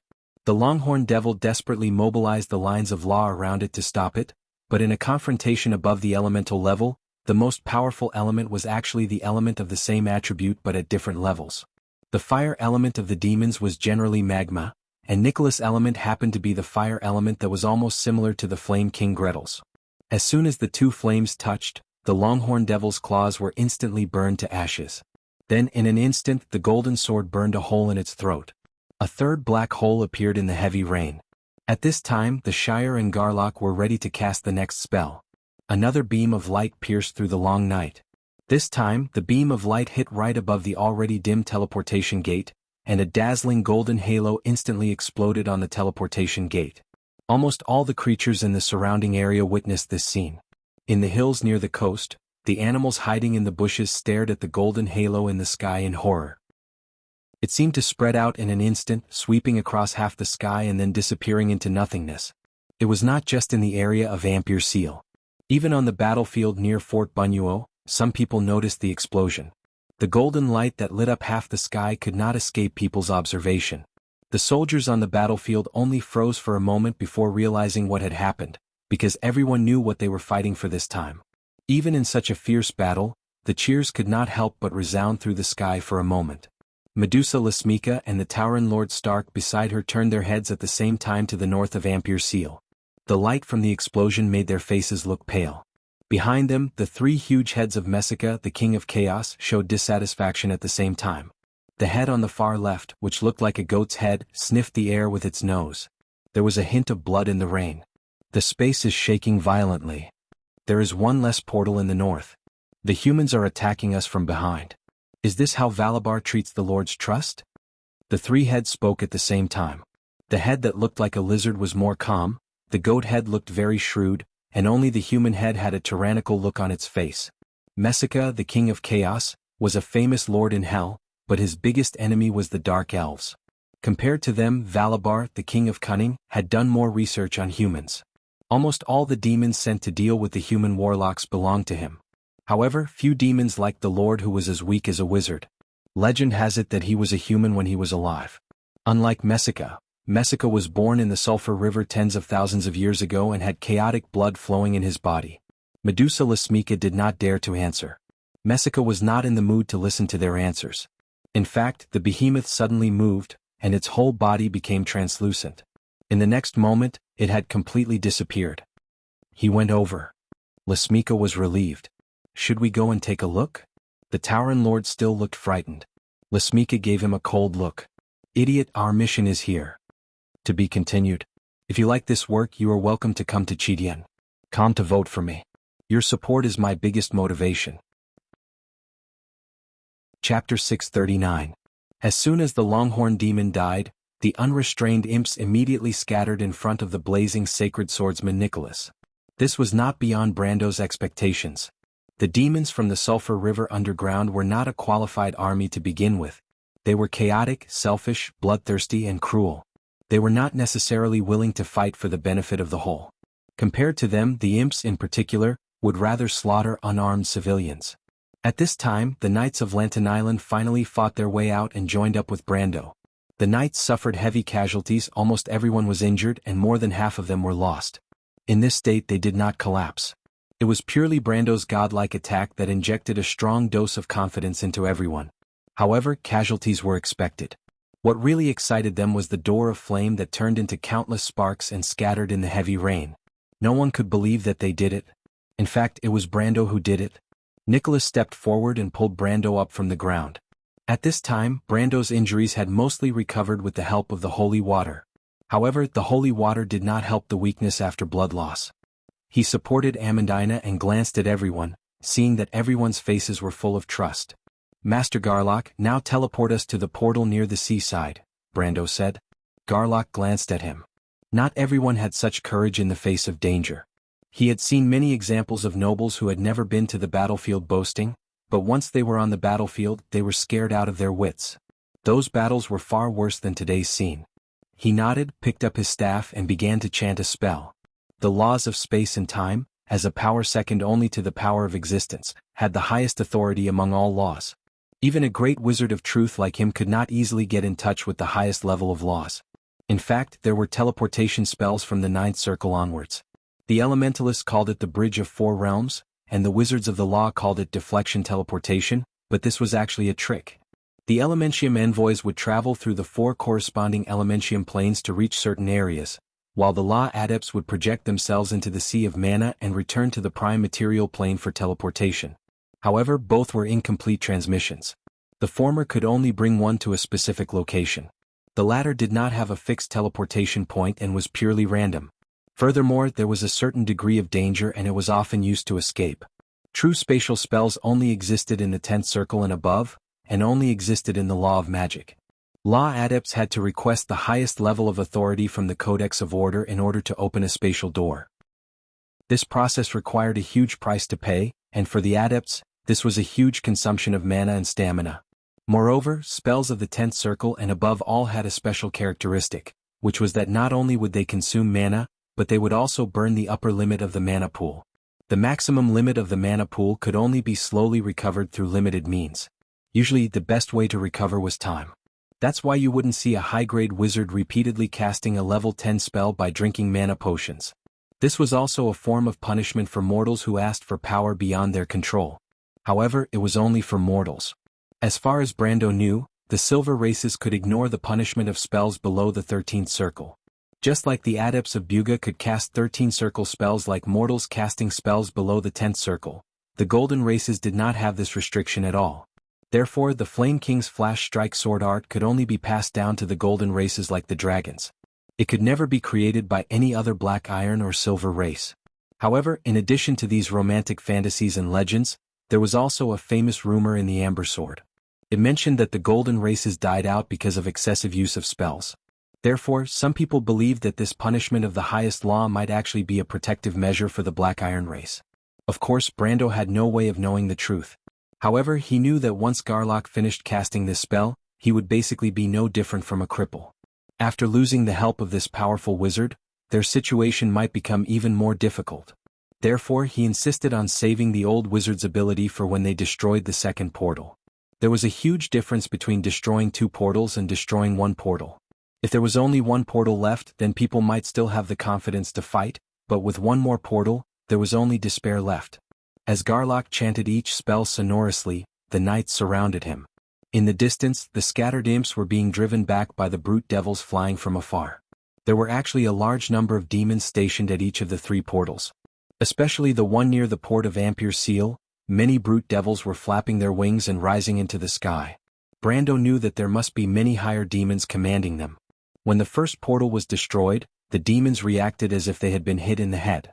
They probably did not expect a few dozen humans to be able to defeat their own kind. Not to mention them, even the Knights of Lantern Island did not expect it.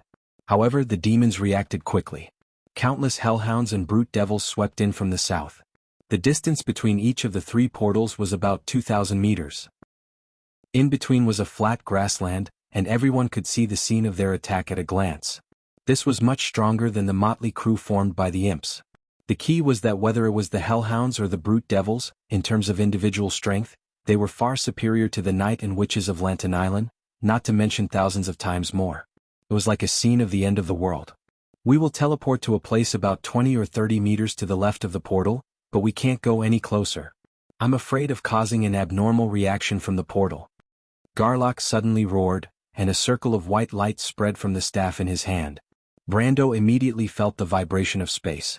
This was the feeling before the arrival of the true Supreme Law, and he had experienced this kind of oppressive feeling more than once before. This was completely different from ordinary portals and the way his flash strike sword art worked. It felt like Martha had come in person and opened a door for them. The power of the portal will crush the demons in that position.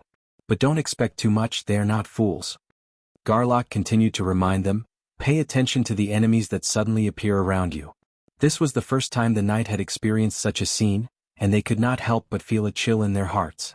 But before they could react, the surrounding scenery had distorted, and in the next moment, it was as if the distance had been pulled in, and the huge, golden-red portal appeared in front of them. That huge visual impact made everyone feel suffocated. But they immediately paid the price for this moment, as almost all the high-ranking Longhorn demons and demon warlocks were by the portal. They had long noticed the spatial vibration on the other side of the battlefield, but at a distance of a few thousand meters, the demon warlocks could not cast dimensional anchors to lock onto the battlefield. But as soon as the Knight of Lantern Island appeared, the demons who were already prepared, immediately launched an attack. Compared to humans, these demons were more familiar with spatial spells, and only one Longhorn demon was crushed to pieces in an instant when it collided with the vibrating spatial laws. But the remaining Longhorn demons successfully passed through the magic circle, grabbed a knight with one claw, and dragged them out directly. In an instant, 3 knight and a witch were dragged out and killed. If it were not for the quick reaction of Nicholas and the old knight of the White Lion Legion Lighter, it was estimated that the casualties would have been more than half. The knight reacted in shock and anger, but in fact it was not their fault after all. Brando could not let them practice at once.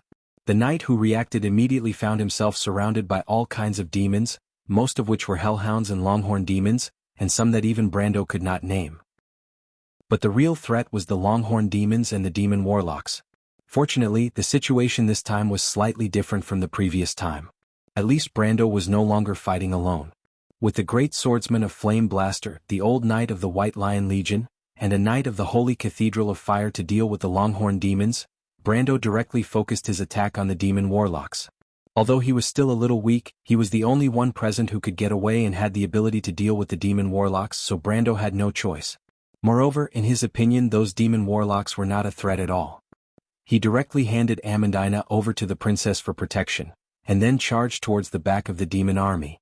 2 Longhorn demons wanted to stop him, but Brando did not even look at them, and a short flash strike sword art flashed directly between the 2 of them. "Cover me!" he shouted, and Nicholas and Leiter, who were behind him, reached a tacit understanding with him at this time. The 2 of them directly stabbed at him from the left and right. Leiter's own strength was comparable to that of the Longhorn demons, but Nicholas was not much stronger. The Longhorn demon had no room to fight back in front of him, and was directly cut to death on the ground by the 2 swords. Then the great swordsman turned back to help the old White Lion Legion deal with the remaining Longhorn demon, and the 2 of them worked together to kill this high-level demon in the blink of an eye. "Nicholas, I didn't expect that one day I would need your help. I'm really getting old." The 2 of them swept their swords, and the brute demons around them suddenly fell to the ground. The old knight could not help but sigh. Nicholas glanced at him. "I can't say, but this kind of battle reminds me of the past." The old man was slightly startled, knowing that he was talking about the Holy War. He could not help but look a little gloomy. Yes, if they could, who would want to kill each other? The 2 of them looked at each other and shook their heads.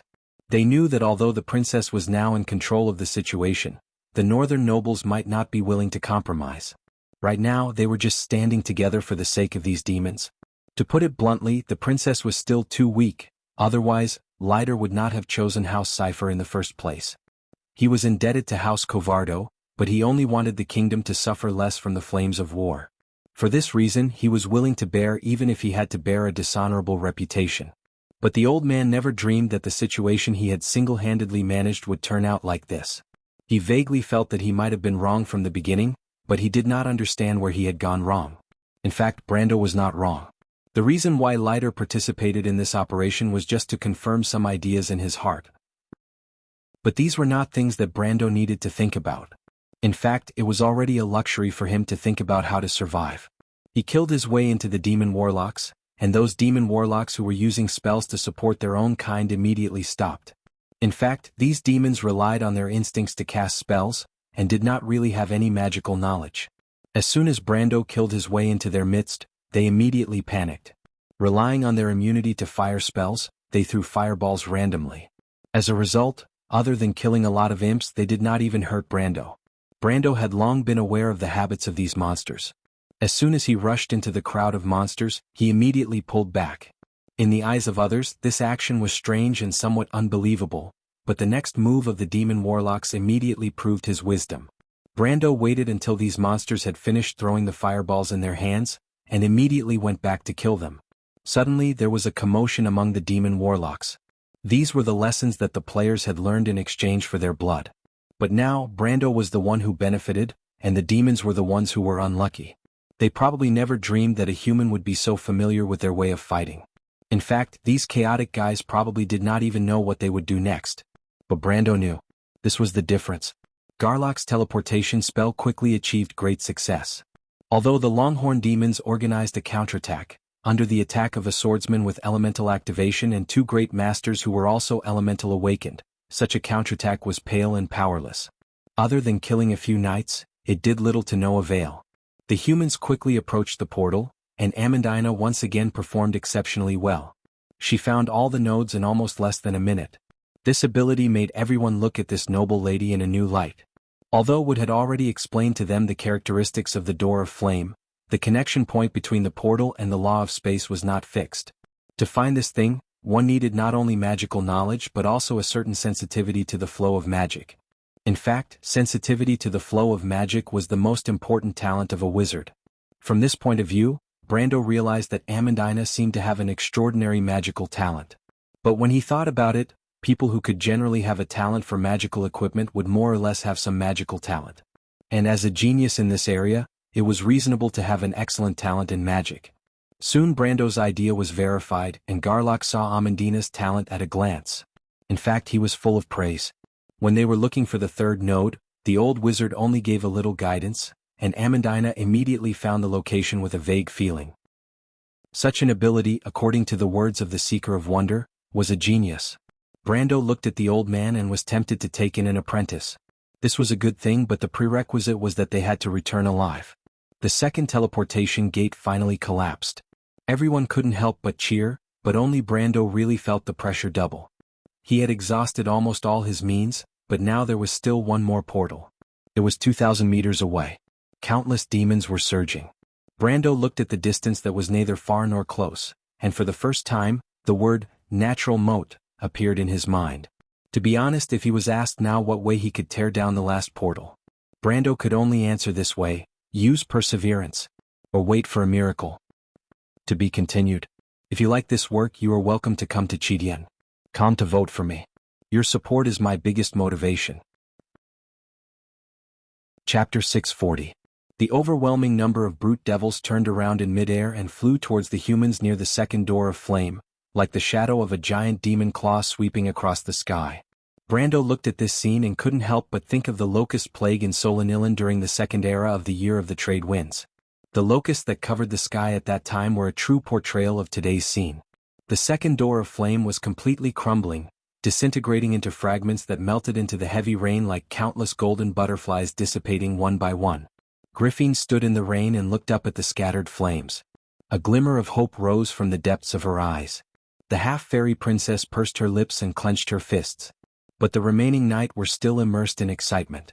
Their high confidence and morale seemed to make them disdainful of the situation on the battlefield for a while. Only Nicholas and Leiter had some doubts in their hearts. The two of them looked back at Brando. They knew very well that Garlock had basically lost his ability to cast spells.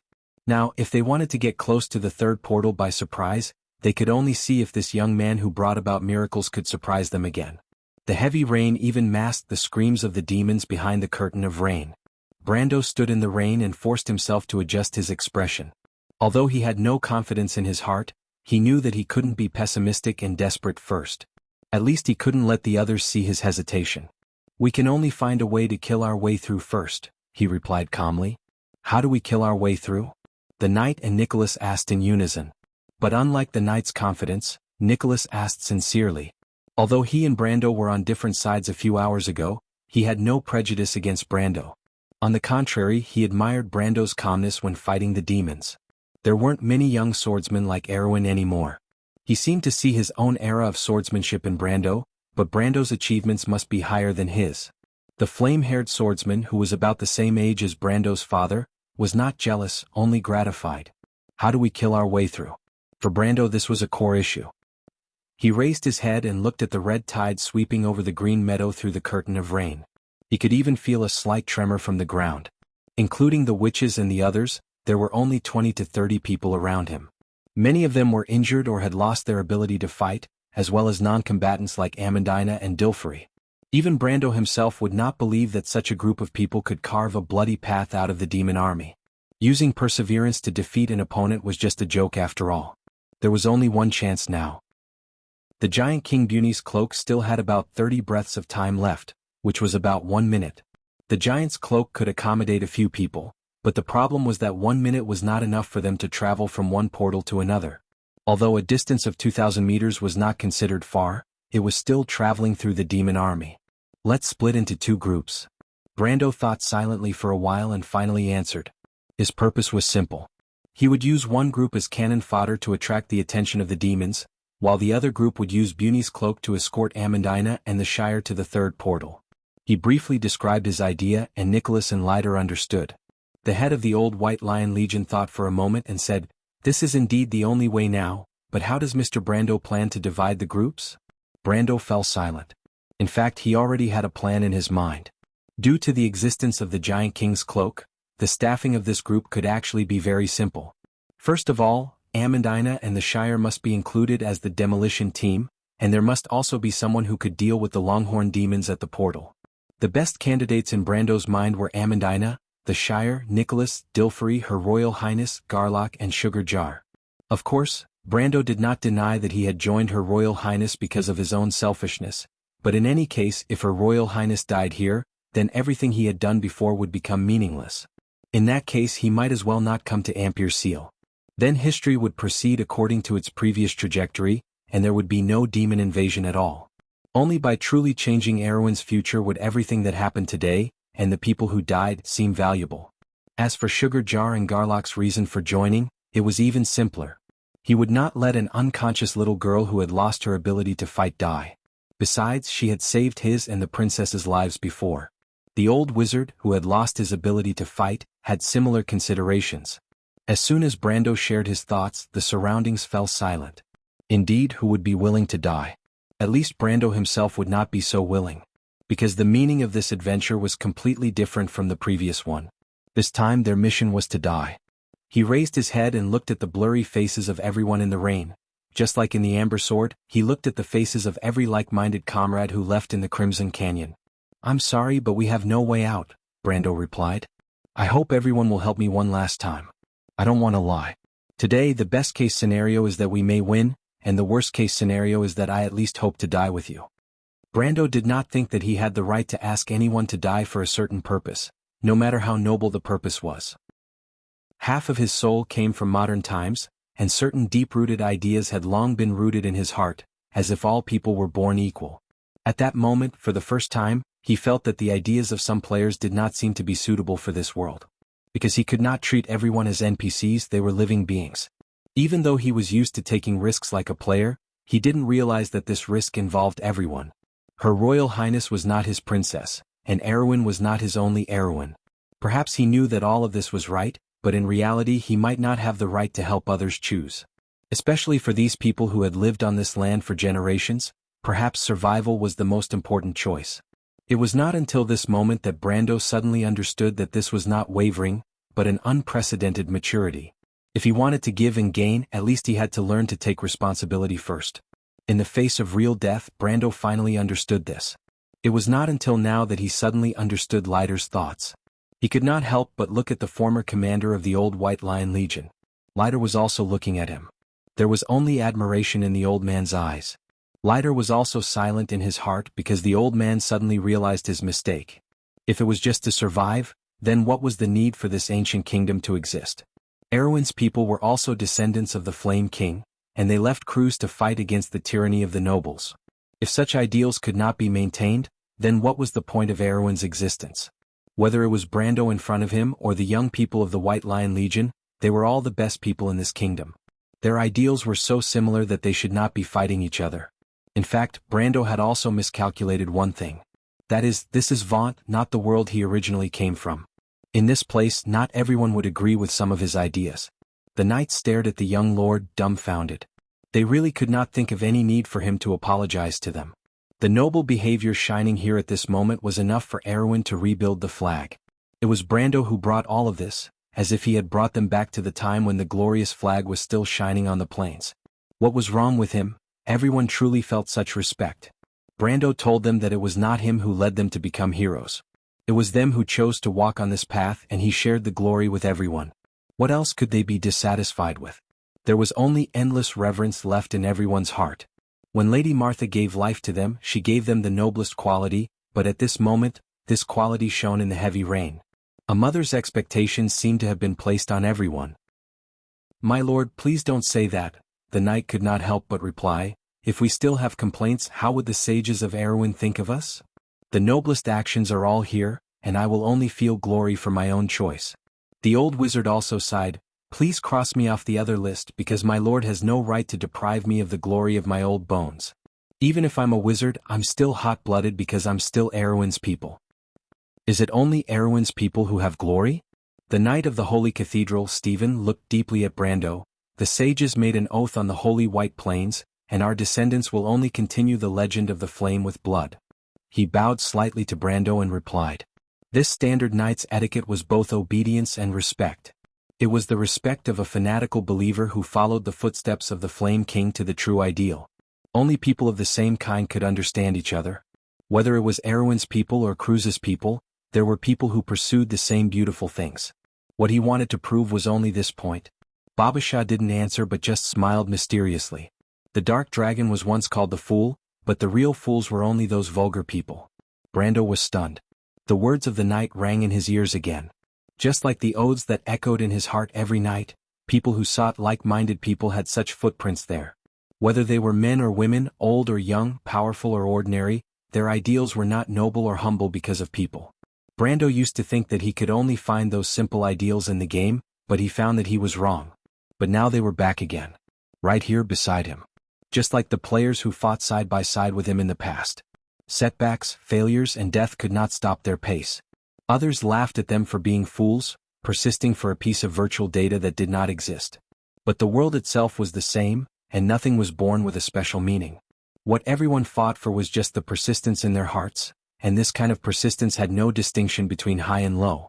Brando had no intention of refuting others, but if he could not hold on to himself in the virtual world, how could he not lose himself in the bigger world? Retreating was just a sign of cowardice. Princess Griffin's clear voice suddenly interrupted Brando's thoughts. It's a noble plan, but it's not perfect.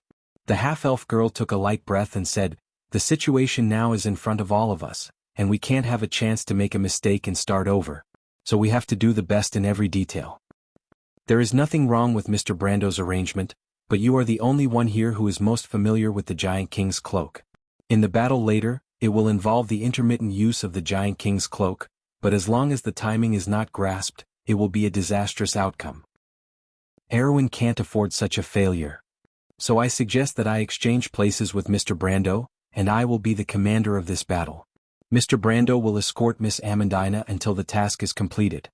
Her Royal Highness said calmly. Indeed, everyone seemed to have just realized this problem. Brando proposed this plan, but the core of the plan was not to attract the firepower of a group of people, but how to flexibly use the Giant King's cloak that lasted less than a minute to reach the other end of the battlefield. This was definitely not a simple job. Although Brando claimed that the cloak was easy to operate, anyone could see that it was just because he wanted to protect Her Royal Highness' selfishness. Such selfishness would only make people feel respected, but it was not necessarily in line with the times. Brando felt the princess' extremely calm eyes staring at him, and suddenly realized what she was going to say. "Wait, but dash, I know what you want to say, Mr. Brando." The previous conversation was only a moment, and the demon army was rushing over, leaving her not much time. Princess Griffin lowered her eyelids and interrupted him. "Although I have never asked what your purpose is, I can feel that sincerity, and I am very grateful to you, Mr. Brando. But at this time, feelings are not the first factor we have to consider. If I had to choose between Erwin and me, I would prefer that Erwin survive. I can't represent Erwin, Mr. Brando, only its people can represent it." The princess' words choked everyone, especially Nicholas and Leiter, as if they had met the princess for the first time today. Amandina grabbed Brando's sleeve, as if only at this moment she understood why Brando had made such a choice. But what she didn't understand was, why did Brando seem to have known all of this in advance? Brando looked at Her Royal Highness, who continued, "So please guarantee that it will succeed." "Your Royal Highness," Brando couldn't help but say. But Princess Griffin turned her head, and the wind and rain fell on the young girl, her long silver hair sticking to her shoulders. She raised her head and looked at the others. "The future king of Erwin is still young and can't personally lead you into battle. Today, as the Princess Regent, I will lead you to overcome all difficulties. This is my honor, my responsibility, and no one can take it away from me. If I die here today, then at least let me say for the last time, Corvado's blood flows for Erwin." Amidst the silence, the knights suddenly shouted loudly, "My lord! Long live the princess! Long live the Princess Regent! Long live the kingdom of Erwin!" This voice echoed in the heavy rain, and Brando found himself unable to say a word. The words "Princess Regent" struck his heart like thunder and lightning. History coincided so wonderfully. In the same heavy rain, there was the same proud Her Royal Highness. Almost every word of the declaration had not changed. Her stubbornness were always so bright and shining. It was as if they had never faded from his heart. Perhaps this was fate. Brando thought. There's a problem with the FF network, so I'll update it on behalf of someone else. If you have any questions, please leave a message in the comments section. If you like this work, you are welcome to come to Jianghu to vote for me. Your support is my biggest motivation. Chapter 641. There was no time to argue, and in the end the candidates for the two groups were quickly decided. Brando knew that he could not convince the princess, so he could only cast one last glance into the rain and then cover himself with his cloak. The princess took the spear from the knight beside her, cut a piece of the cloak with her sword, and tied it to the tip of the spear. Suddenly, the pattern of the crescent moon and lily fluttered high in the wind and rain. The knight looked at the flag representing Erewhon, which was soaked by the rain. The thin team began to move forward. They had indeed attracted the army of demons. The hellhounds galloped forward in a line like a rolling red wave, facing the team of less than 30 people in the center of the battlefield and devouring everything in their path. This bought Brando a precious moment of respite. The group holding the King of Giants Bunny's cloak brushed against the edge of the battlefield and approached the only remaining door of flame. But even this was not a safe journey. Although the hill-like hellhounds could not see them, sometimes there was no way to avoid them when they pounced from the front. At such times, Brando could only lift his cloak and pierce the throats of these demons from below with his sword, letting the stinking blood spurt out, causing these huge demons to stagger and knock down several more of their kind. But the fallen hellhounds did not attract too much attention from their kind. Demons liked to fight with each other, and such a stampede when charging in a group was insignificant. No one would pay attention to this corner of the battlefield. The demons gradually became denser, and everyone felt the ground under their feet churning. The brute devils in the sky were the first to approach the humans in the center of the battlefield. Lighter raised his head, and his gray eyes reflected those hideous and terrifying faces. The monsters in the sky spread their wings and pounced on them like sharp arrows. Several brute devils crashed into the night formation, knocking several knights into the air. Their strength was far greater than that of the hellhounds. Lighter saw with his own eyes that the knights were smashed apart, and their armor shattered like glass. The flesh below burst under the tremendous pressure, and the blood vessels burst, turning into a mass of blood. A few drops of blood even sprinkled on the snow-white face of Her Royal Highness behind them. Griffin did not move. Her hand gripped the spear tightly. Her knuckles were white from the lack of blood, but the spear stood firm. The reckless devil swept past. Their brethren behind them swooped down again, and a brute devil crashed into the princess in the crowd. By the time the remaining 3 knights reacted, the brute devil's sharp claws had almost reached the half-elf girl's chest. Be careful. A silver light pierced through the rain and nailed the barbaric devil's head, causing it to crash to the ground. The old knight was already standing in front of the princess, sword in hand. Griffin looked at the lion in front of her. He had once betrayed the Covardo royal family, but she knew that he had never betrayed Erewhon. Thank you, Lighter. Princess, as long as you don't blame me for being a traitor, everything is my responsibility. I already owe my life to the late king, and now I'm using these old bones to repay it. Lighter sighed, but my old life may not be enough to pay for my sins. It's not your fault. Her Royal Highness's eyes shone with a cold light. Someone will pay for this and Brando will not let them go. Lighter knew that Her Royal Highness was talking about her powerful uncle, and he couldn't help but sigh again. He didn't expect Duke Cypher to be so crazy as to bring demons into this world. It was no wonder that Nicholas and Garlock would immediately switch to the princess's side without any hesitation. Only regret was left in his heart. If he had known this would happen, he would never have allowed the White Lion Legion to be his accomplices. But it was too late to say this now. Not to mention the young man, even the Holy Cathedral would never let Duke Cypher go. And the White Lion Legion was destined to lose their past glory. In fact, none of this mattered anymore. What mattered was whether Erewhon could survive from now on, and whether their gamble with their lives would succeed today. A silver brilliance flew out from the old man's sword, and the silver brilliance was shaped like a crescent moon. The crescent moon moved forward and swept across the formation of the brute devils. The demons flying in the sky still maintained their forward posture, but their bodies had been torn apart, and pieces of their corpses crashed to the ground, bringing with them a foul wind and a rain of blood. What a beautiful white raven sword art, representing Erewhon's most glorious past.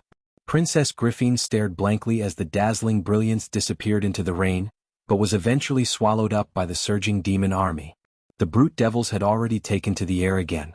But the tall figure of the hellhound had already appeared on the ground. Almost all of the Lantern Island Knight had been wiped out, and the remaining witches were unable to protect themselves. Lighter and the crew's knights stood closer, ready to protect the last flag on the battlefield. When Brando looked back, he saw that the flag was still standing in the rain and had not fallen. A blue and white battle flag seemed to be the only symbol on this battlefield. Lightning flashed across the dark sky of Ampere Seals Bay, turning everything white. Brando looked back with a heavy heart. He understood that all hope now depended on him. If he could tear down the portal quickly, everything might still have a chance to be salvaged. Brando could not help but grit his teeth. They had already rushed through the first wave of demons, and there was less than half of the distance left. The demons on the battlefield had also thinned out a lot, and the intermittent use of the giant King Buni's cloak had only taken less than a third of its duration. It seemed that victory was close at hand. Everyone could not help but quicken their pace subconsciously. The remaining third of the distance was crossed in a flash. After passing through the second wave of arrows, the defensive line formed by the Longhorn demons behind them was clearly visible. Nicholas pulled out his long sword. Without waiting for Brando's order, he rushed towards the superior demons like a golden red line. The 12 Longhorn demons were obviously stunned by the sudden appearance of a strong enemy in front of them. Unable to react in time, the two closest to Brando and the others were swept into a sea of fire by Nicholas before they could even let out a scream.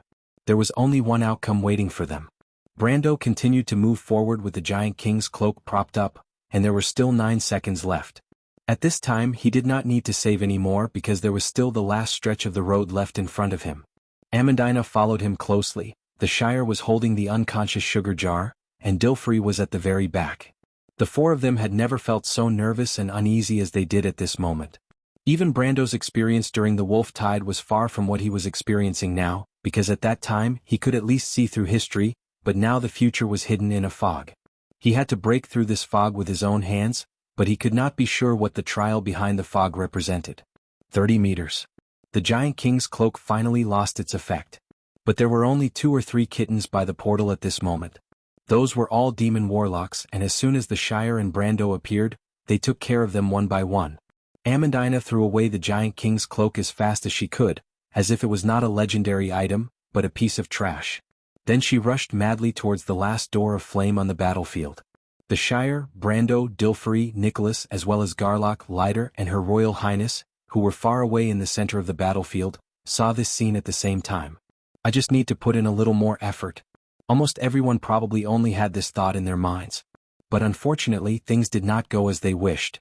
Just as everything seemed to be going step by step towards the best ending, suddenly a terrifying aura suddenly descended out of thin air and pressed on everyone on the battlefield. The pressure of a demon lord.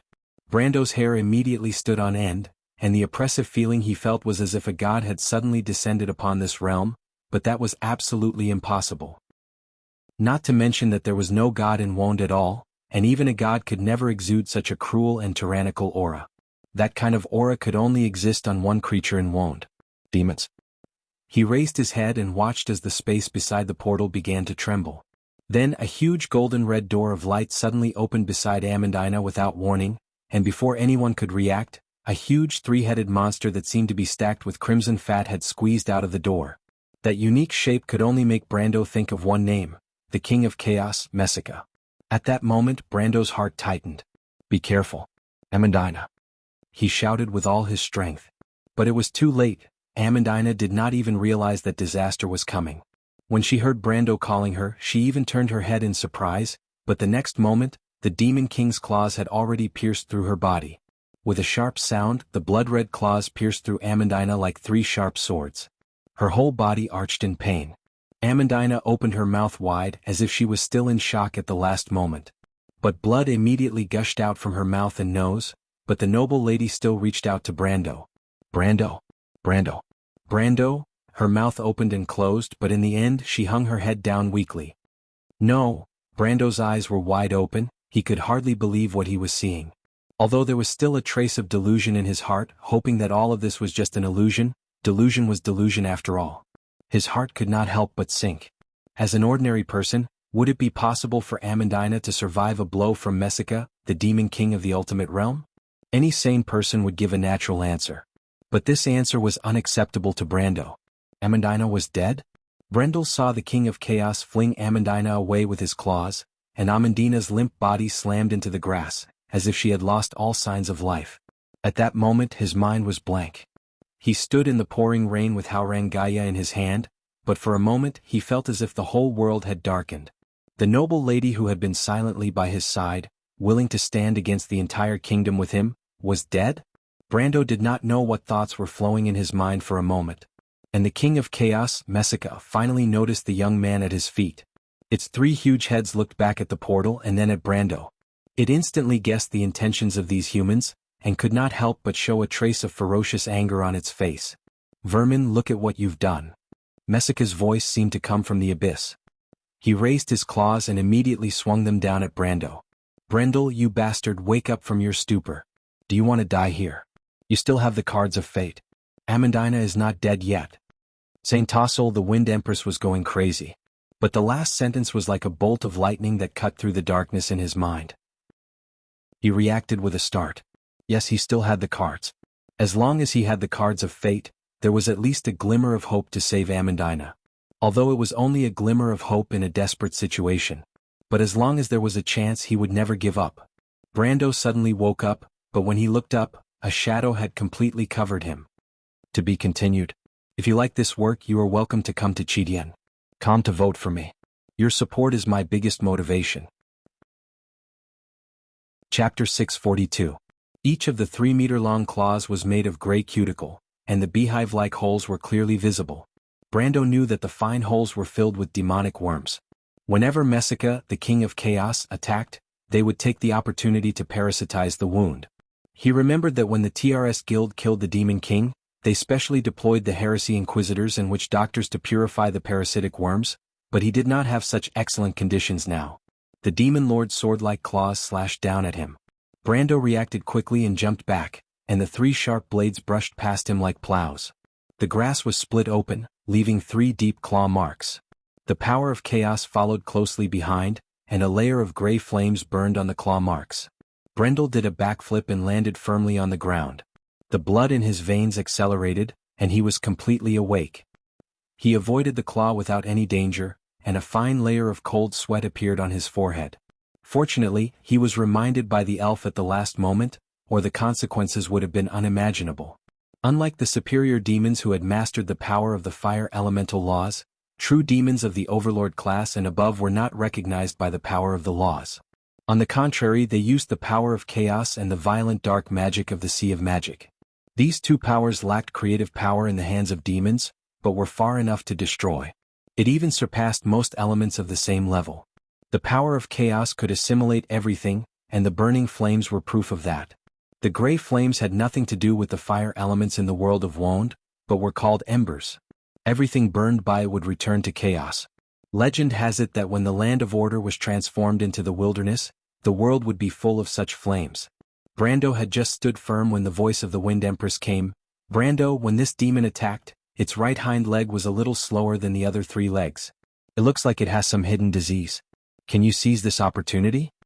Brando nodded.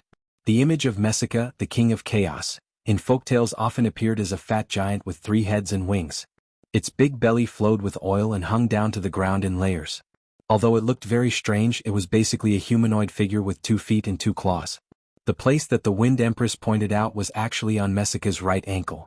It was bitten by the Pain Lord's snake when Messica was conquering the torture purgatory, and it had been left with a hidden disease. At that time, the TRS Guild had prepared a lot to take down First Down, and naturally would not let go of this obvious weakness. Messica did have a blind spot when it turned to the right. Unfortunately, this information didn't mean much to him. His strength was close to the peak of the extreme realm, and such a small weakness couldn't make up for it. However, for the sake of peace of mind, Brando subconsciously leaned to the right. Was Messica's Messica. Messica's claw missed and he was furious. He had failed to kill a mere elemental awakened scum in 1 hit. It let out a roar and slashed across the ground of Messica. There was an explosive scream in the air. But at this time the Shire spell finally arrived. I make it impossible for them to pass through each other. The Law of Wall. The young wizard finished chanting the spell and pointed forward with his staff. A wall made of large and small transparent force field squares instantly appeared between Brando and Messica. With a crack, Messica's claws swept across the wall, and spiderweb-like cracks immediately appeared on the transparent wall. In an instant, the wall collapsed and the force field squares shattered like glass. If Brando was really a player living in the first act of the game, he would probably be scared to death. The Law Wizard's Barrier was known as an invincible spell at that time. The only drawback was that both sides could not communicate, so it was only a pure defensive spell. But the force field wall was broken by brute force. That sounded like something that happened several versions later. It was only 376 years ago. Brando only felt his scalp tingle, but the Shire spell bought him some time. He hurriedly put aside all distracting thoughts and took this opportunity to roll to the side, barely avoiding the King of Chaos attack. Damned bug. Messica let out a roar. It suddenly felt that it had been fooled. A rat escaped from its hands again and again. It felt that if it couldn't deal with this little thing, it would become the laughing stock of the other demon kings when it returned. It lost all patience and raised its claws forward. Without any spell or ritual, dark magic surged out of its body. Brando and the Shire immediately felt that their bodies couldn't move. Demon Curse Bind? This spell could immobilize opponents of the same level for a second, let alone Messica using it on two rookies. If it wanted to, Brando and the Shire probably wouldn't be able to move their little fingers for half an hour. Apparently the King of Chaos thought so too. It reached out its hand and a force seemed to be born from the void, dragging Brando and the Shire in front of it.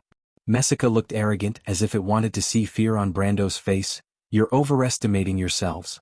Next, I'll let you have a taste of what it's like to live a life worse than death, so that you stupid humans will know the consequences of going against me. Playing with people's hearts and spreading fear was the nature of demons, and the source of their happiness. Messica could almost see the guy in its claws trembling. But it was soon disappointed. Brando's eyes were only burning with anger, without a trace of fear. Amandina's death had almost pushed him to the edge of fury. He felt that some part of the dark power in his body was stirring. The fire of fanaticism burned his soul like a viper. He stared coldly at the stupid king of demons and replied in a cold tone, "You're the one who's worse than death, Messica." At this time, Dilfrey had already circled behind the king of demons. In fact, Messica had already noticed this human girl, but it could feel that Dilfrey had no power at all. She was just an ordinary person, so it didn't care about her at all. Although it didn't look back, it still saw the little girl nervously take out a devil armband. Messica couldn't help but feel a little amused. This ridiculous bug actually planned to use this thing to restrain it? It was a real demon king of hell. Not only would it not be restrained by this low-level thing, but it could also affect the holder of this thing. Messica decided to stop what it was doing and wait for the human girl to make such a low-level mistake. It wanted to turn her into its slave and trophy, and these rats would be in for a good show. Thinking of the cruel place, this terrible demon lord couldn't help but laugh horribly. It saw Dilfrey raise the devil armband. Although it had its back to the Countess, there was still a sly smile on its face. But it couldn't smile right away. Brando sneered at this idiot. He knew exactly what the other party was planning. He had already calculated this point. This was the bad nature of demons. They derived pleasure from the misfortune of mortals. It was easy to change mountains and rivers but hard to change one's nature. They would never easily give up this depraved habit. What's more, for Messica now, there seemed to be nothing to worry about. As everyone knew, in addition to the inferior low-level demons in the Sulphur River, the superior demons were divided into many different categories. Above them were the demon lords and then the demon kings of the various realms. Messica was one of them. The relationship between superior demons and demon lords was a bit similar to the relationship between a knight and a lord, and the relationship between a demon lord and a demon king was like the relationship between a lord and a king. Of course, demons did not have a strict hierarchy like the human world, but it was not easy to become a demon king.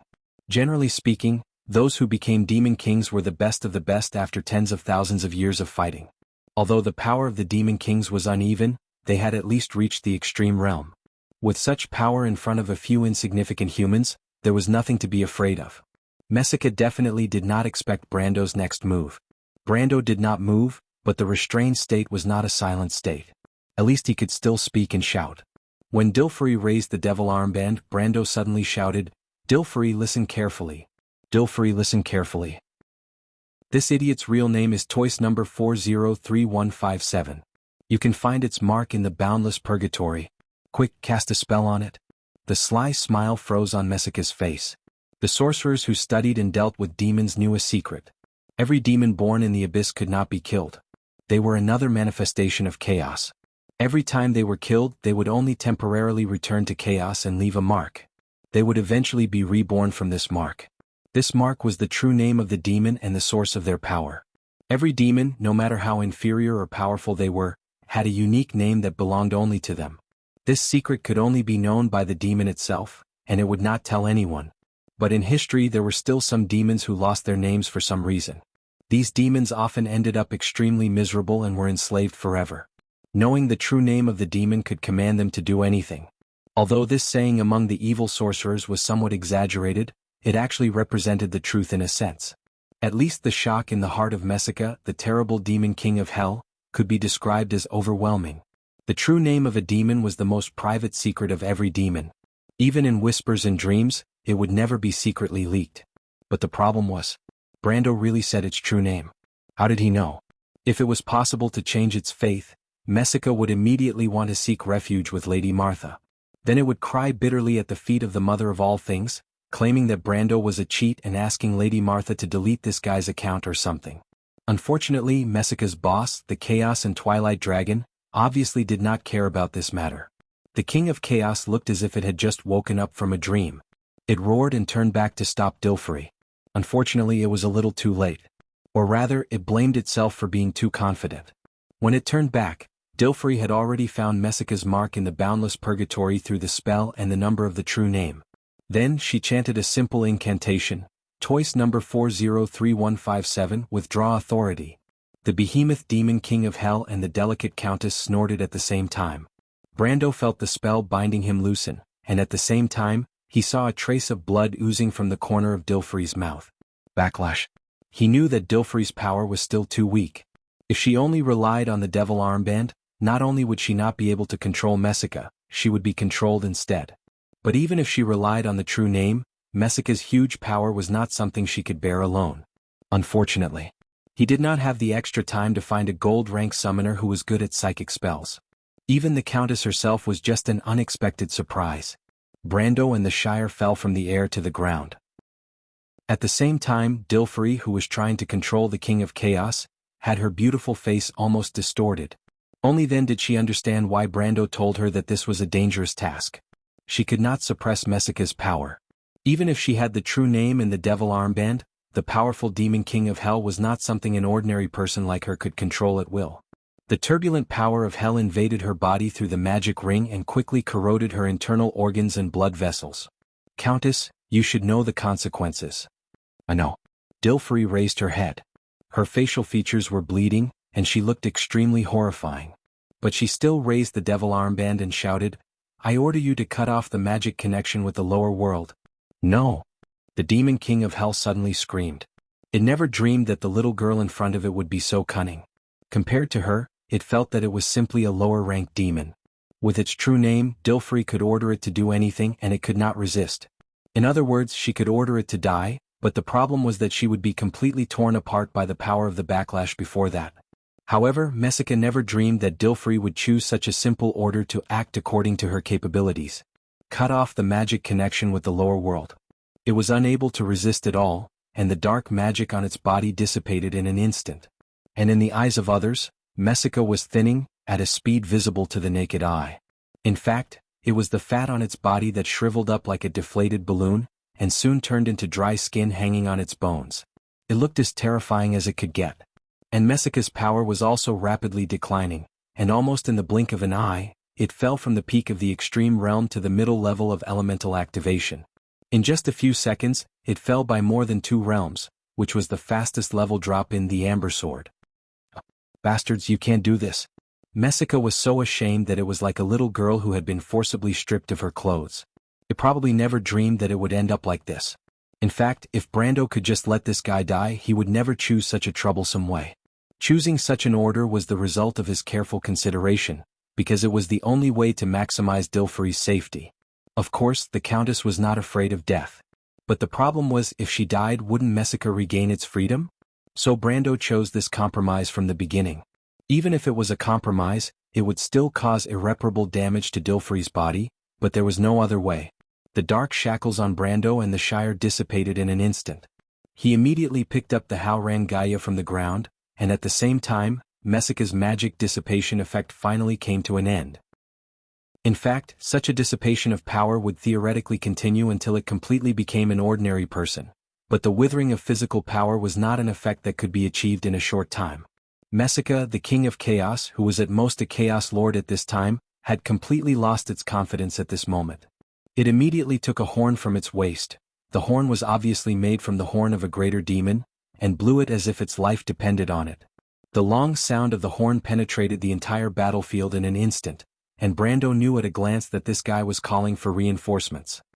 He looked back and saw that the demon army in the center of the battlefield, after a slight pause, suddenly began to turn back in chaos.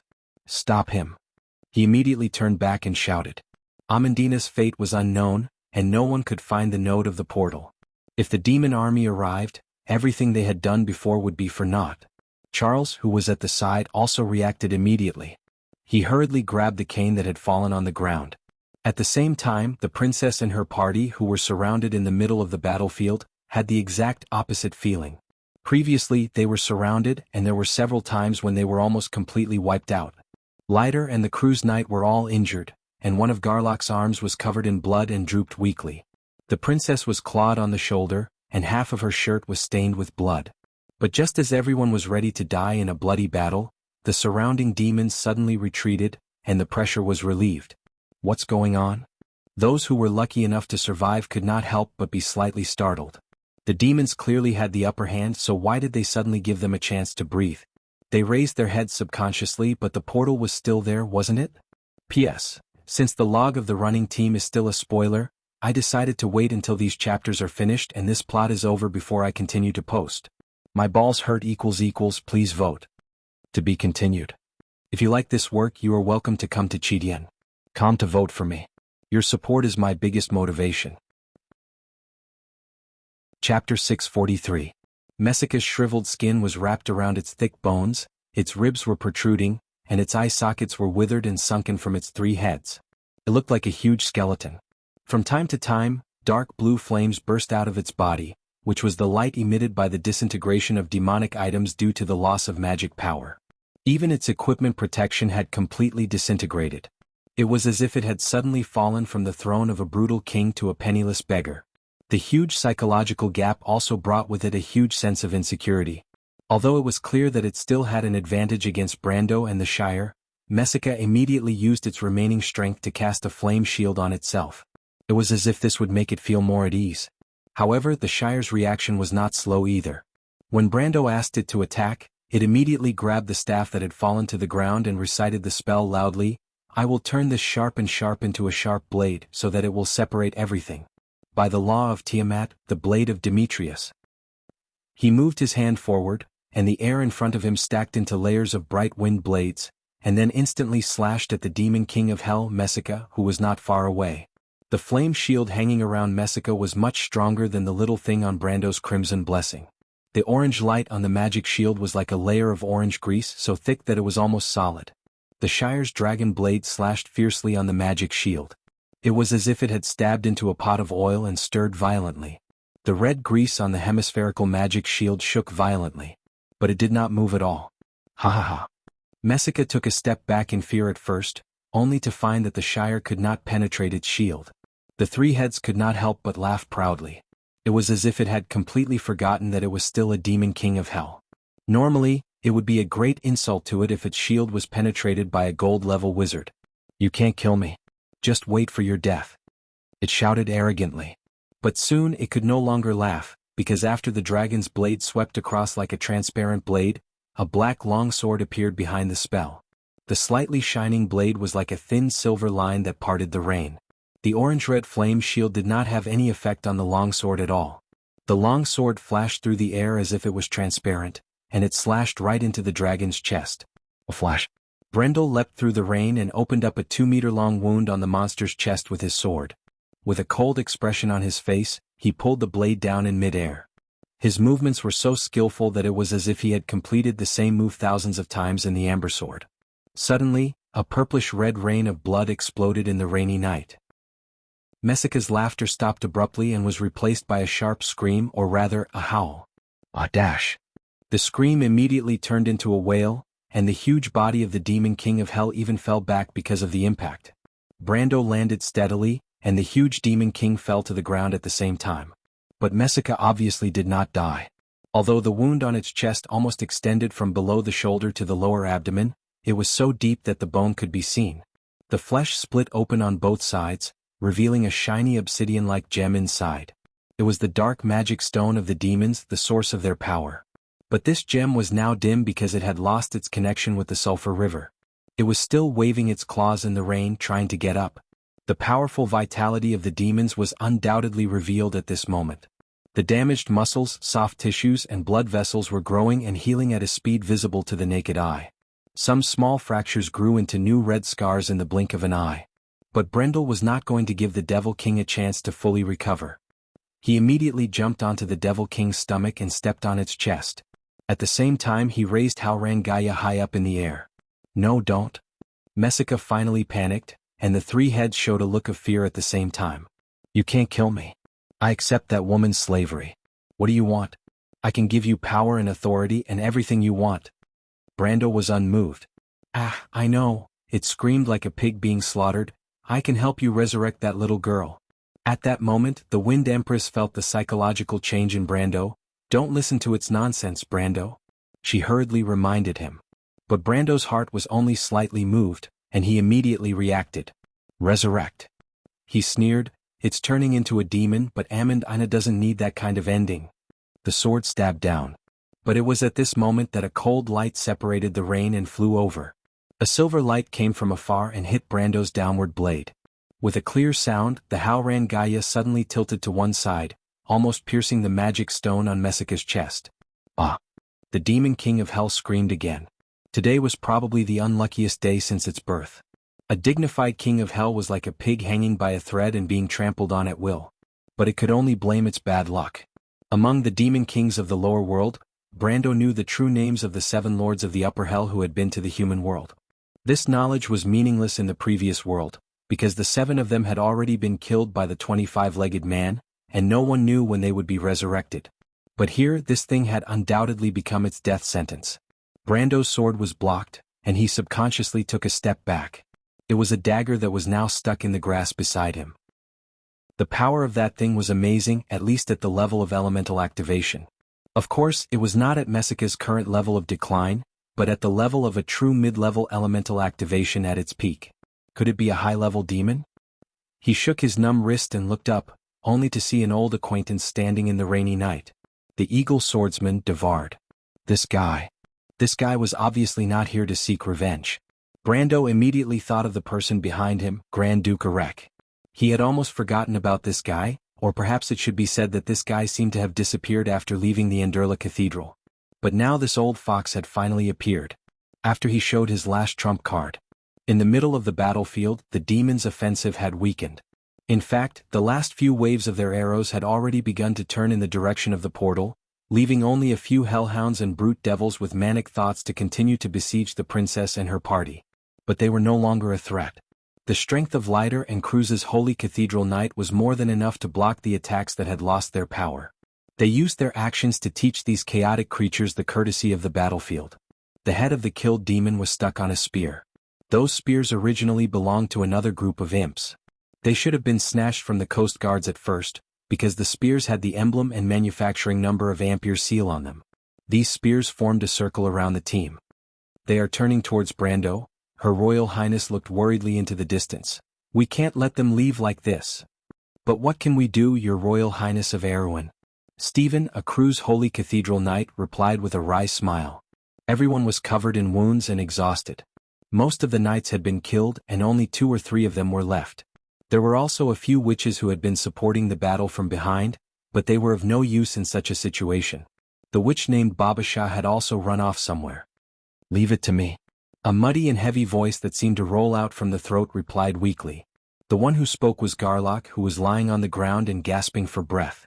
He was pierced by a spear in the previous battle and his hand was seriously injured. "I may be able to cast a teleportation spell again. Although it won't be as far as last time, I can find a way to teleport you in front of them." "But are you okay, Master Garlock?" Her Royal Highness asked with some concern. Anyone could see that the old wizard was not in a good state. "Fortunately. I have recovered a little strength and can cast it again." Garlock replied, "Don't worry, Your Royal Highness." "Then I'll leave it to you, Master Garlock." Princess Griffin nodded. Leiter suddenly walked over and patted the shoulder of the old wizard lying on the ground. Garlock glanced at the old lion of the kingdom. He shook his head and struggled to get up to get his staff. The knight beside him hurriedly helped him up. But Garlock the Wanderer gently waved his hand and pushed the others away. He picked up his staff and glanced at everyone one by one. Finally, he glanced at the portal that seemed to be far away in the sky. Then he began to recite the spell. It was a little difficult at first, but it gradually became smoother. The space began to tremble again. A familiar white halo spread out over the battlefield. But this time, there were no more demon warlocks to stop the spell from taking shape, because they had already turned into stinking corpses. The halo suddenly spread out in front of the demon army like a gate. The next moment, Princess Griffin and the others appeared on the grass. A moment ago, they were still behind the demon army and were left far behind by these chaotic creatures. But the next moment, they were blocking the path of the demon army. Everyone had a certain degree of resistance to teleportation spells. This time they were only slightly dizzy and came back to their senses. They immediately saw the approaching demon army, and everyone immediately turned around to face the incoming demon army. But it was at this moment that the princess suddenly realized that Garlock and the two seriously injured Anthony Knight had disappeared. "Where are Master Garlock and the others?" Princess Griffin asked immediately. "He stayed over there, Your Royal Highness. His strength is no longer enough to teleport everyone." The three of them stayed behind after some discussion. Lighter sighed and replied. Her Royal Highness was slightly stunned. How could someone as intelligent as her not understand what he meant? "But why didn't you tell me?" "Everyone has the right to choose to be a hero, Your Royal Highness.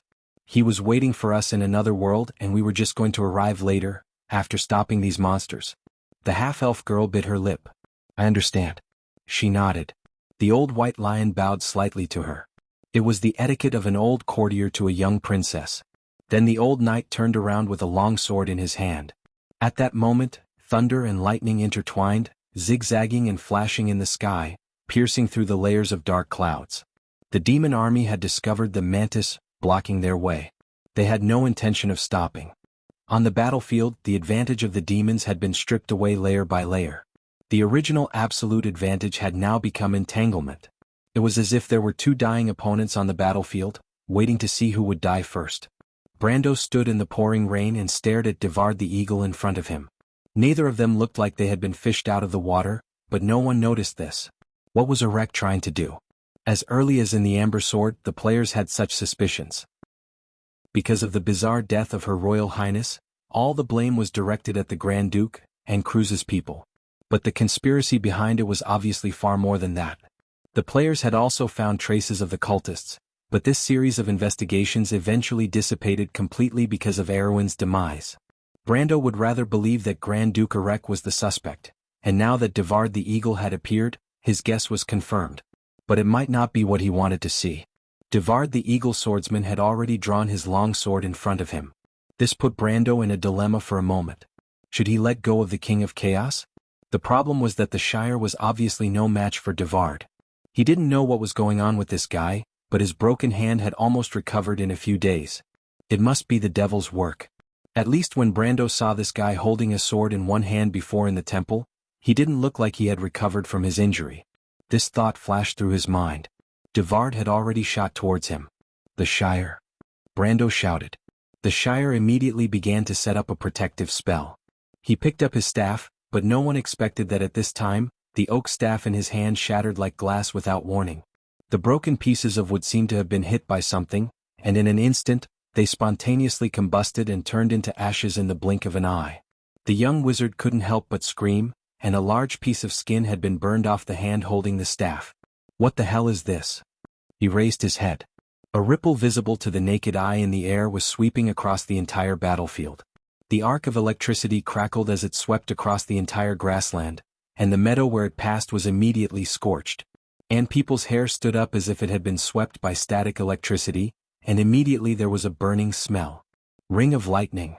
The Shire screamed.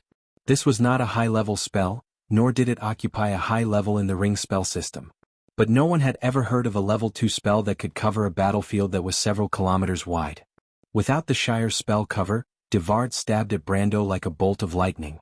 Brando had no choice but to give up Messica in his hand, pull the Haurang Gaia out of the King of Chaos chest, and at the same time roll back to avoid the sword.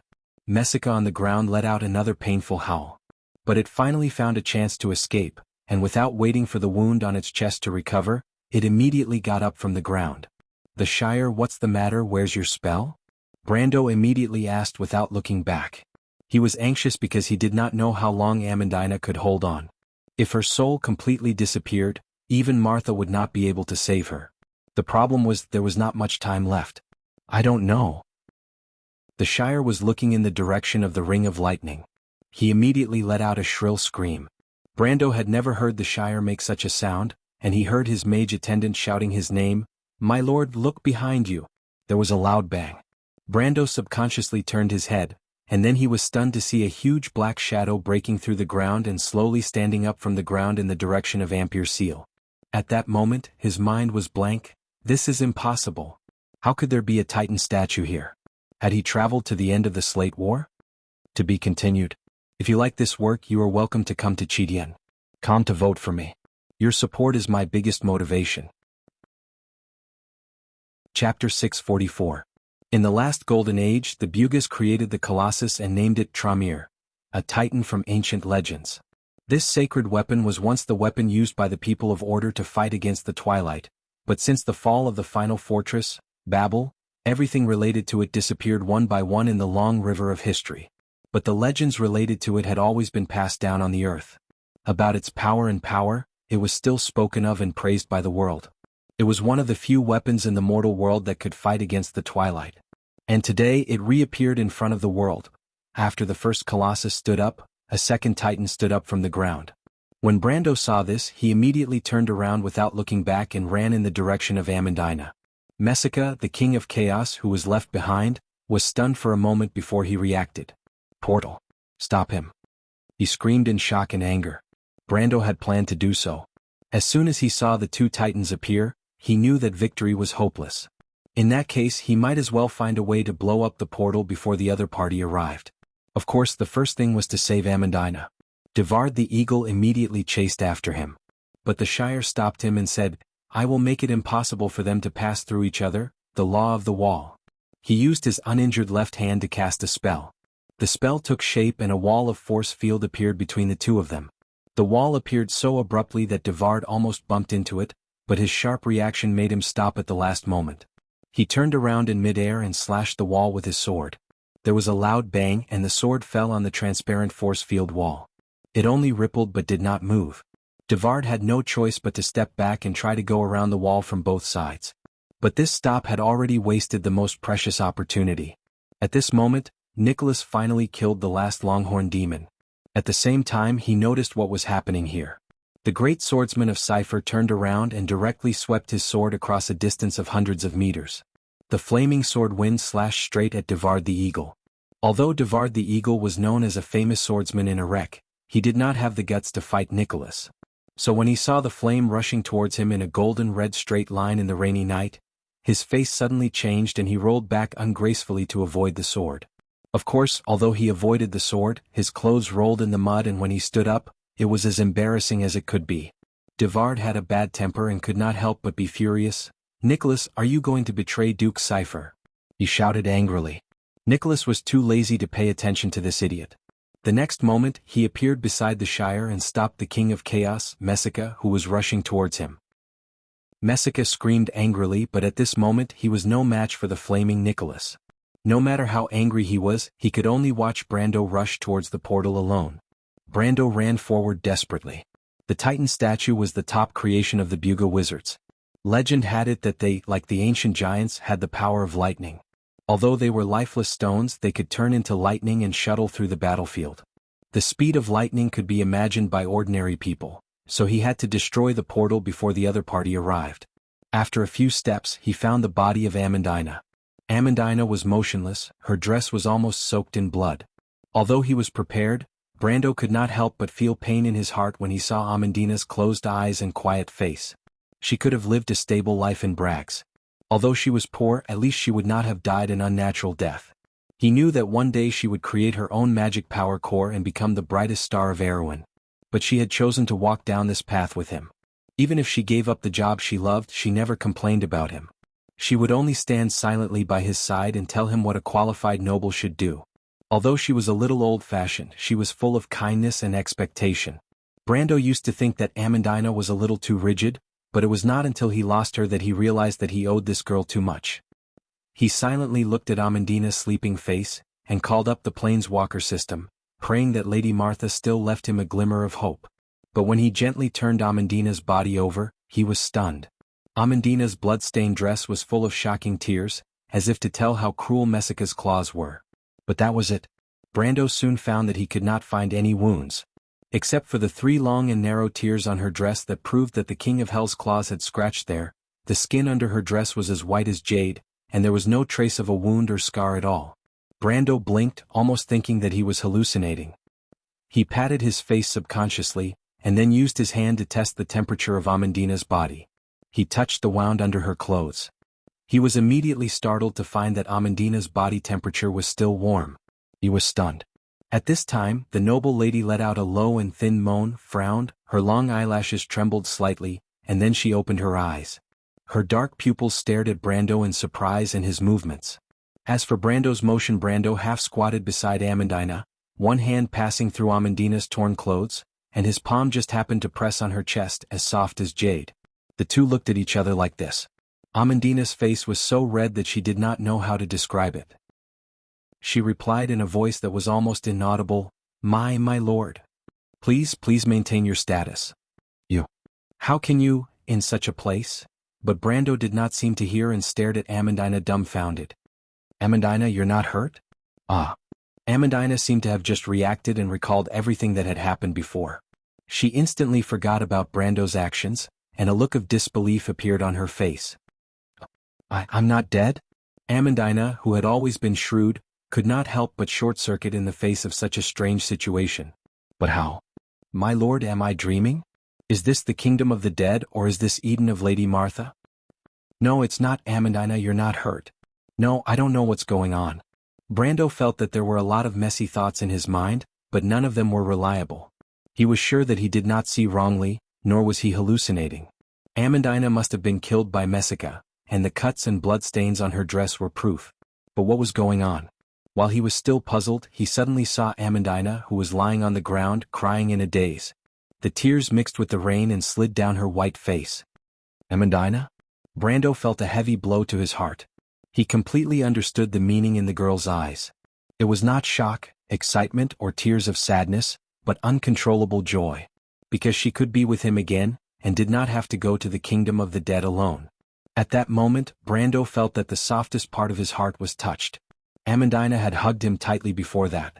Tears rolled down her cheeks like beads from a broken necklace. She did not speak, but it was more than 1,000 words. At that moment, Brando suddenly understood her choice.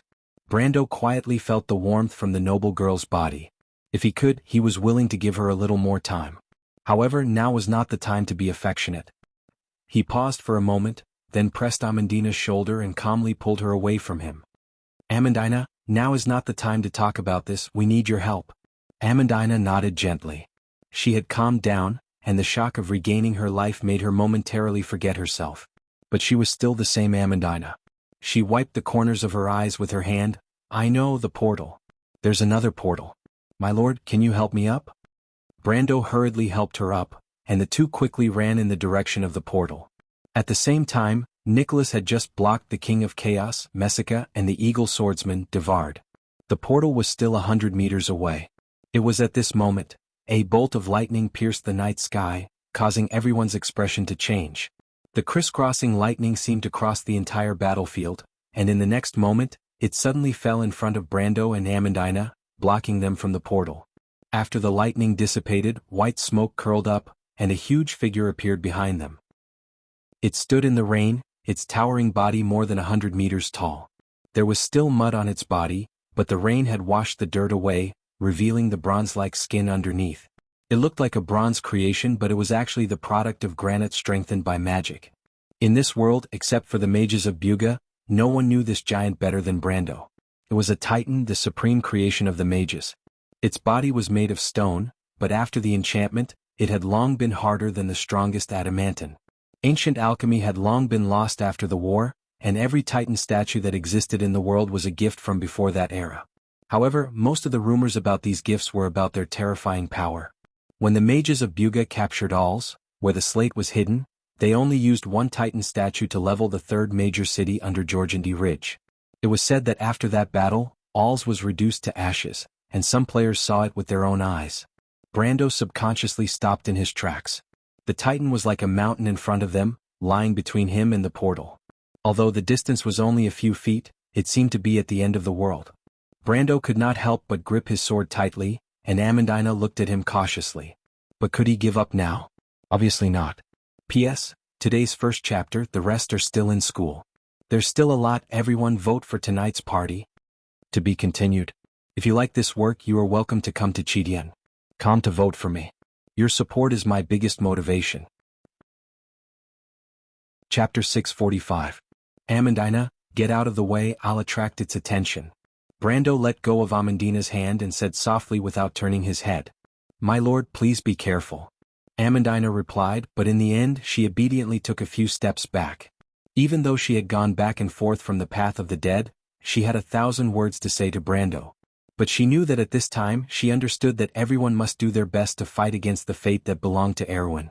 Brando raised Haurangaya and let out a roar at the same time. He was like a lion charging at the Titan Colossus alone. It was an indomitable battle, and he was facing the Titan statue's mountain-like fist. It was a battle between ants and giants. The Titan's arm had turned into a bundle of electricity in midair, and a fist smashed towards Brando's position, but Brando did not dodge at all, but faced it head-on. Amandina let out a cry of surprise, and then covered her mouth. Brando, are you crazy? The elf lady could not believe her eyes. Electric sparks had exploded with Brando as the center, and then bloomed in all directions, one after another, like lines of fireworks. Brando was not crazy, of course. But he knew that it was meaningless to dodge. This was the supreme work of the Buga mages, and the Titan's attack could not be avoided at all. Instead of struggling in vain, it was better to decide the outcome in one fell swoop. It was either victory or defeat. There was no third way to go. Countless bolts of lightning pierced his skin like sharp blades, and then completely pierced through him. His skin was scorched and rolled, and his hair was on fire and burned. Brando moved forward step by step, like a giant moving forward in a storm, and nothing could stop him from moving forward. His HP dropped to the lowest limit in an instant, and his status changed from healthy to near death, and then 2 large words were written on it: dead. But Brando was still moving forward. His unyielding talent was like the last flame burning fiercely, and powerful laws poured into his body from the void, supporting his body and soul, allowing him to stand on the ground. The lightning storm finally passed. But Brando still held his sword high. He looked at Titan, and only one sentence could express the wildness in his heart. Come on, bastard. He raised his head and roared. His roar pierced through the entire battlefield. The Titan statue froze for a moment, or rather, the person controlling this terrifying war machine froze for a moment. Never in his wildest dreams would he have thought that after taking a full blow from him, this young man who was merely at the pinnacle of gold elemental awakening was still alive. However, it accepted Brando's provocation. The Titan raised its left hand, and a bolt of lightning seemed to respond to its call, striking its palm from the sky. The surging thunder and lightning converged into a bright thunder ball in its palm. At that moment it was the god of lightning, the storm giant, Tramiel. Titan grabbed the lightning ball and stretched it as if it was a tangible object, turning it into a lightning spear. Since you want death, I'll give you death. Lightning brought fire to civilizations in countless worlds, as well as the decree of destruction. Titan threw it forward, and the lightning gathered into an infinitely bright point that pierced towards Brando. Dodge. Saint Tassel didn't understand what Brando wanted to do at all. She felt that this young man was simply crazy. She had never seen such a wild side of him, facing the power of death without any scruples. That moment only reminded her of that night in Buchi, when she first saw this young man. It was precisely because of this same power that she really decided to make him her successor. But this scene replayed itself. The young man was like an enraged lion, charging towards his enemy, or perhaps death, with an indomitable will. For him this was the only chance left. A roar that seemed to tear the world apart sounded. Lightning sputtered across the meadow, and the dense electric arcs twisted and almost turned into some kind of blazing white gold gaseous substance. They meandered across, turning everything in their path into flying ash. But what happened next was unbelievable to everyone who witnessed this scene. Brando was like the thunder god descending to the world. His body was surrounded by lightning, his hands parted the white gas cloud, and with an unstoppable momentum, he passed through the thunderstorm. Everyone saw the black flames rising from his eyes, and the same power overflowed in his body. The power of the raging dark dragon dominated Brando at this moment. He only had eyes for Titan. He jumped up. This jump had already erupted with power that ordinary people couldn't imagine. He flew off the ground like a cannonball and crashed into Titan's chest. That was where the core of the lightning was located. The Haoran Gaia was like a silver line that parted the water mist. The sword pierced down and hit the hard granite. But in a burst of sparks, the invincible Haoran Gaia was only able to hit the hard surface. The countless lines of the magic array on the bronze surface suddenly bounced off invisible ripples and completely pushed the sword away. Then, the lightning on the protective array began to counterattack.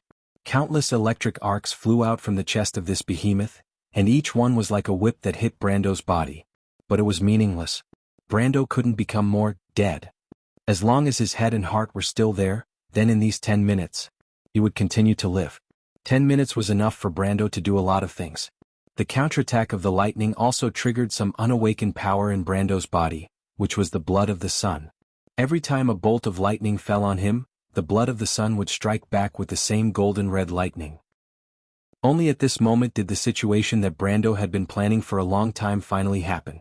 The damage reflection skill began to show its terrifying power with the support of the unyielding talent. Every time a bolt of lightning hit him, the blood of the sun would react and strike back with the same golden red lightning. The damage reflection skill finally showed its power with the support of the unyielding talent. Even if it only dealt 50% damage, it was still the power of Titan itself. The Titan was attacking itself. The Titan's controller immediately realized that something was wrong and used countless lightning bolts to counterattack Brando's attacks, only to be met with an equal number of counterattacks from Yang Yan blood. But in turn, the counterattack of Yang Yan's blood would lead to a new round of counterattacks, making this vicious cycle almost impossible to stop. The entire Titan was instantly enveloped in a ball of dazzling light that resembled the birth of a new star. In the blink of an eye, the Titan could no longer hold on after nearly 10,000 counterattacks. In the blink of an eye, countless fine cracks appeared on its chest. The Titan trembled violently in the blazing light. Brando was also roaring at the sky, or rather, screaming miserably. The constant pain almost drowned out all of his senses. He used all of his strength and could only make one sound. Brando used his last bit of rationality to extend the crimson blessing left claw into the crack in the chest of the Titan Colossus with a roar. Then he raised Haoran Gaia and began to violently attack the Titan's gradually exposed lightning core. No. There was only one result for both sides. Kill the other or be killed by the other. If the Titan's controller still had a trace of hope, Brando knew better than him that this huge thing would definitely not be able to kill him for at least 10 minutes. And could the Titan withstand his full-strength attacks for nearly 10 minutes? The answer was obviously no. The Titan would be killed by its own damage reflection. This was probably the most aggrieved way to die since it was created. And it could no longer turn back. Brando had also lost the ability to think and had completely fallen into a state of madness.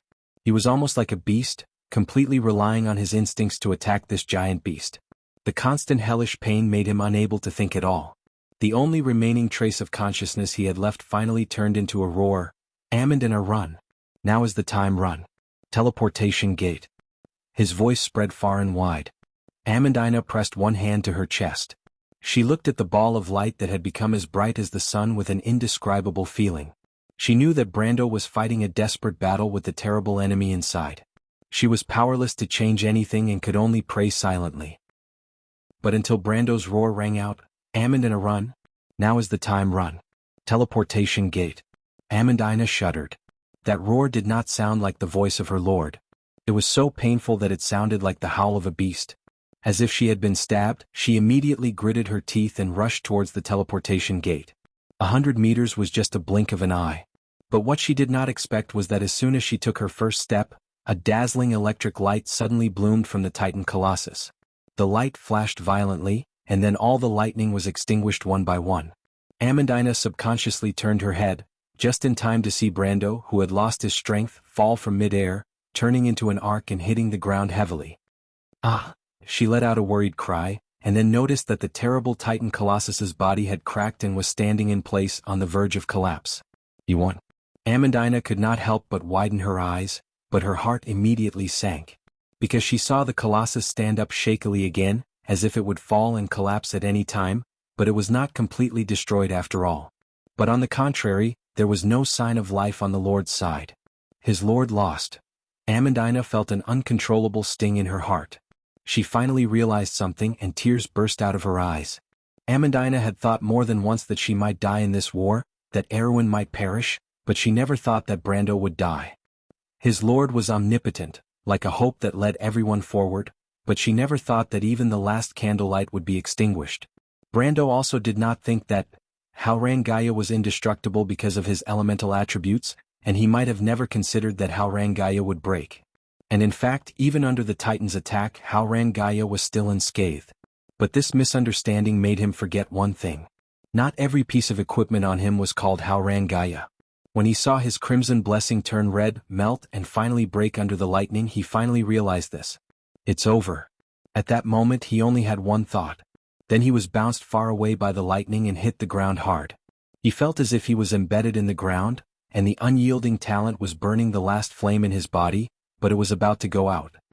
He was unable to move, his eyelids began to become heavy, and endless sleepiness lingered around him.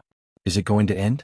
He wanted to look in Amandina's direction again, but he only saw a dark and narrow field of vision. Because of the ruptured blood vessels, his field of vision was blood-red, like the scene before the end of the world. Everything seemed to have quieted down. In the silence he saw another bolt of lightning fall from the sky, and then turn into another Titan. Misfortune never comes alone, it's completely over, he thought, until he heard a familiar crisp voice piercing through his dark thoughts. Brando. P.S. Chapter 2, thank you for your support in the past 2 months. There's more to come. I like sudden outbursts. To be continued. If you like this work, you are welcome to come to Jianghu to vote for me. Your support is my biggest motivation. Chapter 646. Medusa Lysimachus stood at the edge of the pit in awe, looking at the supreme creation of the Buga wizard.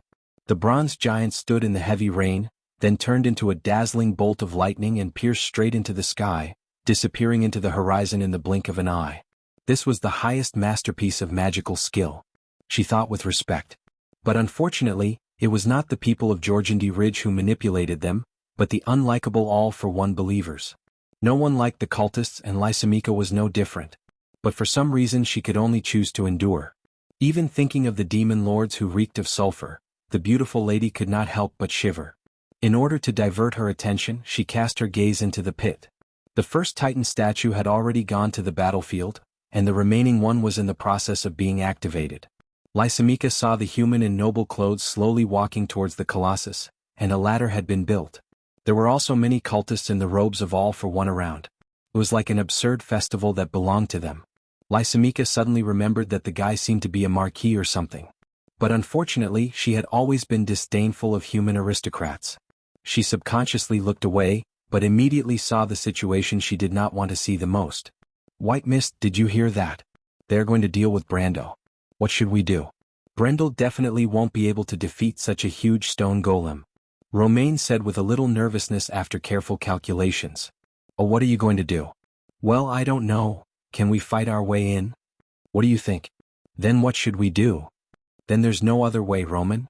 Some things cannot be stopped by human power. But when you become stronger in the future, you can avenge him, White Mist replied listlessly. The merchant girl fell silent. White Mist, do you think Brando can beat them? She asked with some concern. He can't. That's a Titan statue. None of us is a match for it, and there are 2 of them. Accept your fate, Roman. Witches have to learn to see fate clearly and not change it. No one can change fate. White Mist replied casually. She was a contract spirit, and human emotions were unnecessary to her. I don't want to. The Roman shook his head seriously. Sister Witch said that I'm a warlock, not a witch. I'm going to save Brando. Then how are you going to save her? White Mist asked, looking at the Roman statement that she was a sorcerer. The merchant girl looked outside nervously as if she had made up her mind. I know, I'm going to snatch that stone golem. If you were a little stronger, it might be possible. White Mist replied calmly, every time I told you to learn the witch's spells, you would find all kinds of excuses. With your current level, you'll only get yourself killed if you rush out. No, the Roman shook his head and said as if to encourage himself. Brando said that the Roman will become a great businessman. Brando wouldn't lie to me. Roman. Huh? You're such an idiot. The merchant girl laughed. Brando said the same thing, but the Roman is actually very smart. Some people were smart because they could see through everything. When the fog of the future covered the eyes of mortals, only the wise could reach the final result. But some people were smart because they could see through their hearts from beginning to end. Only a few people would understand what kind of ideals and beliefs they were pursuing tirelessly. For Medusa Lysimachia, perhaps she had never thought about what she wanted to pursue. For the inhabitants living in the dark underground of Georgandy Ridge, just surviving was a precious thing. She was just trying to ensure her position as much as possible, so that she would not be abandoned by the lords above in every future operation like cannon fodder. She had seen too many similar tragedies. Therefore she was used to being orderly and well-planned. Every step she took had to be done step by step so that she wouldn't fall into an abyss of eternal damnation because of unexpected changes. Until now, her plan had given her the greatest reward. But it was not until she saw the little girl in the merchant's dress rushing out from under the ruins and towards the Colossus with her own eyes. Somehow, for the first time, she felt that a serious flaw might have been buried in her delicate plan. She suddenly thought of Viscount Benninger, who was suddenly discovered by the Harpies. As if it was an intuition or a blessing in the heart, she let out a roar. "Stop that little girl, don't let her get close to the Colossus." The outermost cultists were the first to react. But these lunatics and bastards in the mouth of ordinary people turned their heads nervously, only to see that it was just a merchant girl who was running with her dress up. Everyone could not help but breathe a sigh of relief. They even secretly blamed Lysimachia for making a big fuss over nothing. She was just a little kitten who had lost her way. The cultists next to her subconsciously stopped and looked at their companions walking in front of them to stop the little girl. They all looked like they were watching a good show. But they were about to regret it. "Roman, deal with the one on the left first." White Mist was as calm as a machine. She had no ability to fight, so she turned into a bow tie and tied it around the merchant girl's neck. But even if she turned into a bow tie, the contract spirit could still observe the surroundings without hindrance. The merchant girl took out a small cage and pointed at the cultist who was blocking her. "Caged bird, who gave you the wings to break free from your shackles?" With a flash of light, the cultist who tried to stop her disappeared, and everyone saw the figure of the unlucky guy in the girl's cage. "Witch!" Someone screamed immediately. "Be careful, she's a witch." The cultists finally reacted, but it was a little too late. The Roman had already passed through the place where the person was originally standing. Because the others were not on guard at all, the merchant girl had lowered her head and entered the first line of defense. Roman, the little noble next to the Colossus. Only then did the cultists turn around to give chase, but the merchant girl had already raised her head, took out a small wax figure and chanted, "King's chariot shift." The next moment she appeared where the little noble was originally standing, and on the contrary the guy had swapped places with her. At this moment the cultists pounced forward, and immediately pressed down on the somewhat plump noble who screamed miserably at the bottom. The merchant girl was close to the Colossus, and then she saw the ladder clearly. The bad guy she knew called Marquis Joachim was climbing up the ladder quickly. The Roman immediately lifted her skirt and chased after him. "Too slow, use magic." White Mist stared at that side, calmly calculating the distance between the two.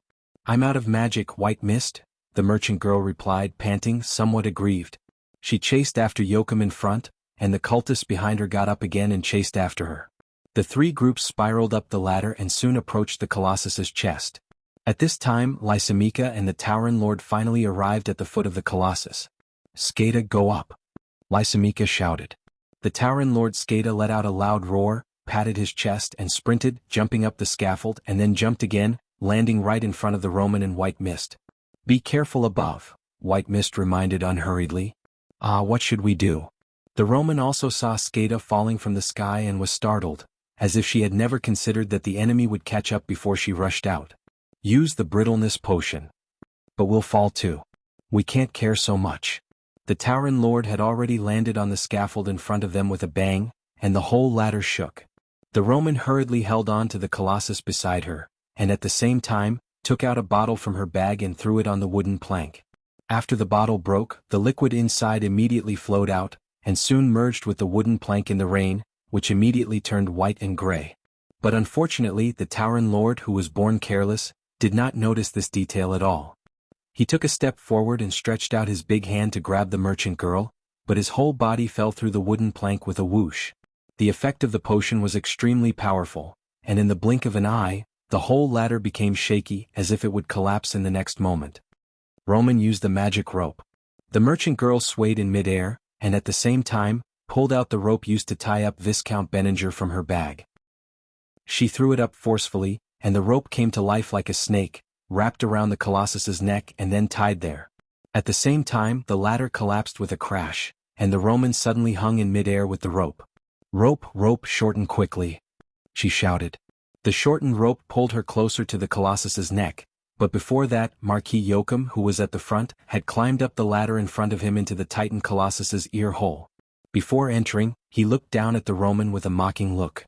He had probably recognized the merchant girl's identity. Medusa Lysimachia watched Sketa fall from the sky in annoyance. She did not have time to care whether her companion was dead or alive, and immediately took the longbow from her back and shot an arrow at the rope in the Roman's hand.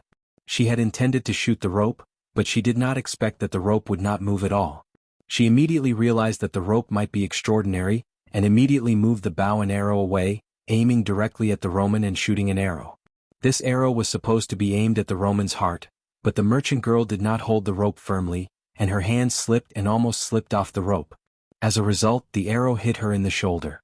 "Ah, it hurts." The merchant girl was in so much pain that tears were about to flow out of her eyes. Her hand loosened and she almost fell off the rope. Fortunately, the white mist immediately turned into a ribbon and tied her hand to the rope. Fortunately, this young mist didn't fall. "Be careful," White Mist scolded. Lysimachia's arrow missed and she could not help but frown. She raised the bow and was about to shoot again, but at this time the entire Titan statue had been activated, and suddenly turned into a blue electric light and flew into the sky. Medusa was only stunned for a moment, and when she looked again, the Titan statue and the witch were nowhere to be seen. She was slightly startled, then sighed and put down the bow. "Are you okay, Sketa?" She turned her head and looked at the Tauren Lord lying on the ground. Sketa hurriedly shook his head. This guy's skin was rough and thick, so there was no problem. It was just that he crushed several cultists when he fell. What an idiot. She did not know if All for One would cause trouble for them because of this. For some reason she suddenly felt a little tired, as if she was tired of this kind of life. She could not help but shake her head and sigh again. P.S. Third update, there's more. Please vote. To be continued. If you like this work, you are welcome to come to Chidian.com to vote for me. Your support is my greatest motivation.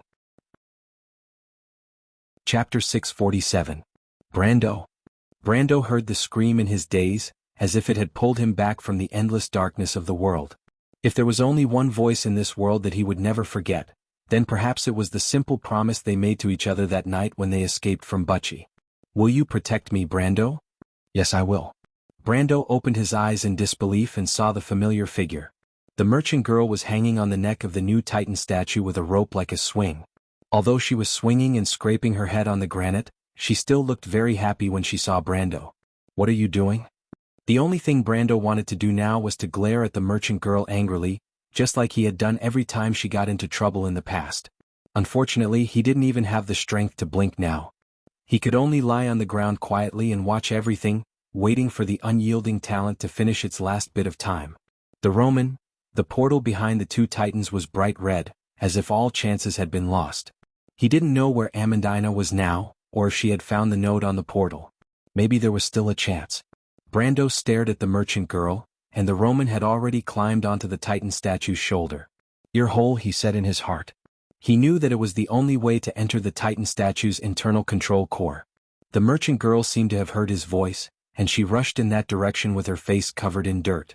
But it was at this time that a ball of electric sparks suddenly appeared on the Titan statue's shoulder, and this ball of electric sparks immediately wrapped around the merchant girl.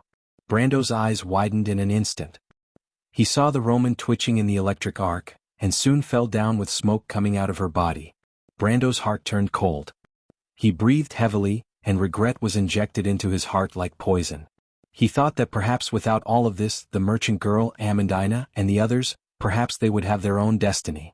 But it was only for his one wish. Everyone came here. But in the end, nothing could be changed. Had he really made the wrong choice in Castle Abes? He closed his eyes, and Sifrid's pure eyes appeared in his mind. If he had to choose again, what would he choose? Brando didn't know. He opened his eyes for the last time, as if to say goodbye to the world that had brought him a brief but unforgettable moment. At least he wanted to take one last look at the Roman, at the merchant girl, whom he had promised to become the greatest merchant in the world. But he went back on his word. However, what he saw made his heart clench violently. He saw the merchant girl struggling to crawl towards the Titan's ear. She was just a little bit away. Roman, she's not dead. The manipulator of the Titan statue seemed to have realized the danger as well. The huge stone statue actually raised its left hand and patted its own shoulder. At that moment, Brando's heart was in his throat. He was afraid that he would see the scene that he had imagined, but he did not expect the giant statue to slap him in the face. Ha! Brando was ecstatic. The manipulator of the Titan statue was a rookie. He felt like a death row criminal who was told that his sentence was suspended before his execution. That kind of emotional roller coaster almost made him breathless. At this time, the Roman had already crawled to the ear hole, whimpering. Marquis Joachim tried several times but could not reach that position. The other Titan was still slowly recovering from the fatal wound on its chest. In desperation, he had to walk out of the ear hole with his sword, ready to kill the merchant girl with his own hands. In his opinion, how could a witch who had been electrocuted half dead have the strength to pose a threat to him? If she had the strength to cast spells, she would have rushed in long ago. He walked out with his sword just in time to see the Roman crawling into the ear hole. The Titan's ear hole was like a small cave, and the merchant girl's position was at the entrance of the cave. Marquis Joachim could not help but shake his head in disdain. Victory was already in sight. He did not have any nostalgia for Erwin's position at all, because only All for One could bring him true glory. The sacred work had been going on in Erwin for a long time, until today, everything was about to be reaped. With such a messy thought, he walked over and stabbed the Roman with his sword. But it was at this time that the merchant girl suddenly raised her head. Marquis Joachim had never dreamed that he would see such a scene. He saw a pair of eyes, pure black, without any whites or pupils. It was like a pair of black holes, as if to swallow his mind. He was shocked and subconsciously wanted to retreat, but it was too late. Suddenly, the merchant girl reached out and grabbed his neck with frightening strength. Then she said in a changed voice, "Who are you?" Marquis Joachim dared to swear on his life and all his reputation, if he still had any, that he had never heard such a terrifying voice. It was like the wind blowing through the rocky valley, making people feel cold all over. He shuddered subconsciously. "You are not her. Who are you?" He heard a sneer. Then there was no then. Marquis Joachim, the brother of Erwin's previous king, tilted his head and completely lost his soul. The cave seemed to be quiet for a moment, and then the Roman crawled up from the ground. "It hurts. White Mist, are you there? What just happened?" She stared blankly at the lifeless corpse of Marquis Joachim, who was lying on the ground with a baffled expression. White Mist was silent for a moment. "There seems to be something in your body," she replied coldly, "but now is not the time to talk about this. Hurry up, your little boyfriend is going to die." Ah. The Roman was shocked and hurriedly got up and limped to the control room. Almost no sound could be heard on the battlefield. It was difficult for Brando to raise his head to see the situation on the princess side. He only saw countless demons crossing the battlefield, like a crimson sea overflowing the two titans, and finally approaching the portal below.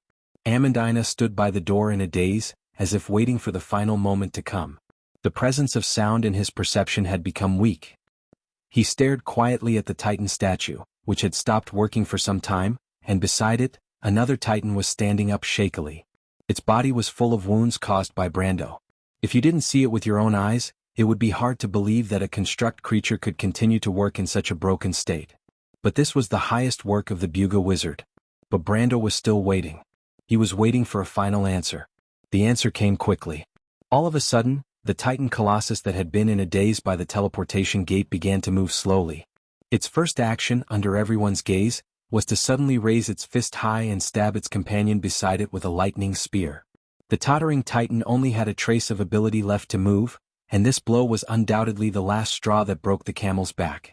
After a blazing white light, the lightning passed through its head, and the terrifying creation's huge head exploded like a watermelon.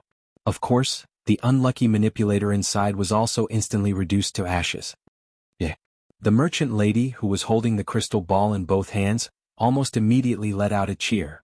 She grimaced in pain from pulling at the wounds all over her body, and tears flowed, but with a smug look she said loudly, White Mist, look, I told you that Brando would make me the greatest merchant."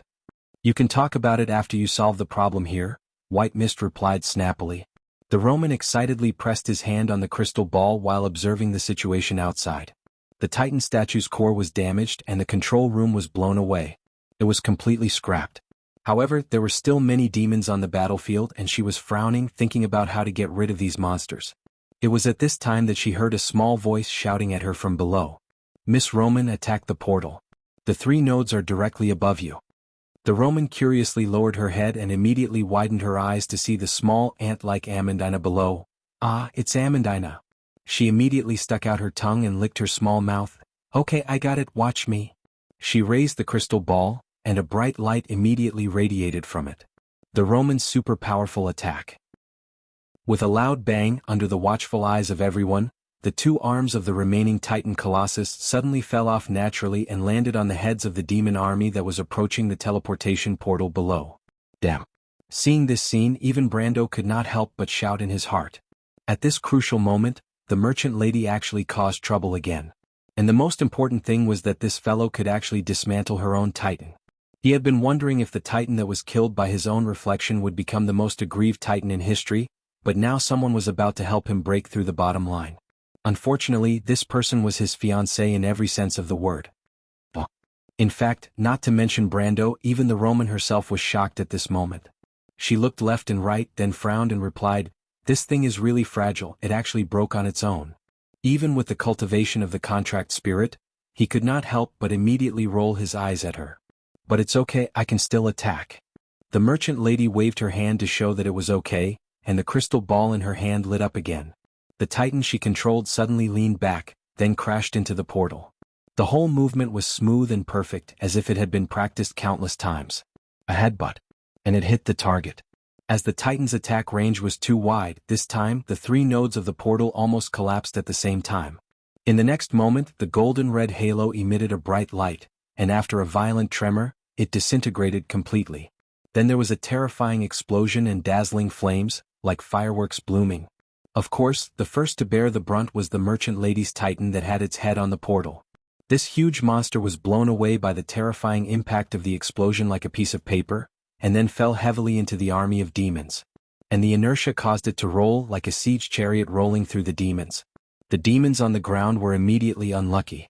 They were originally rushing towards the portal, but now it was obvious that they did not need to be teleported anymore.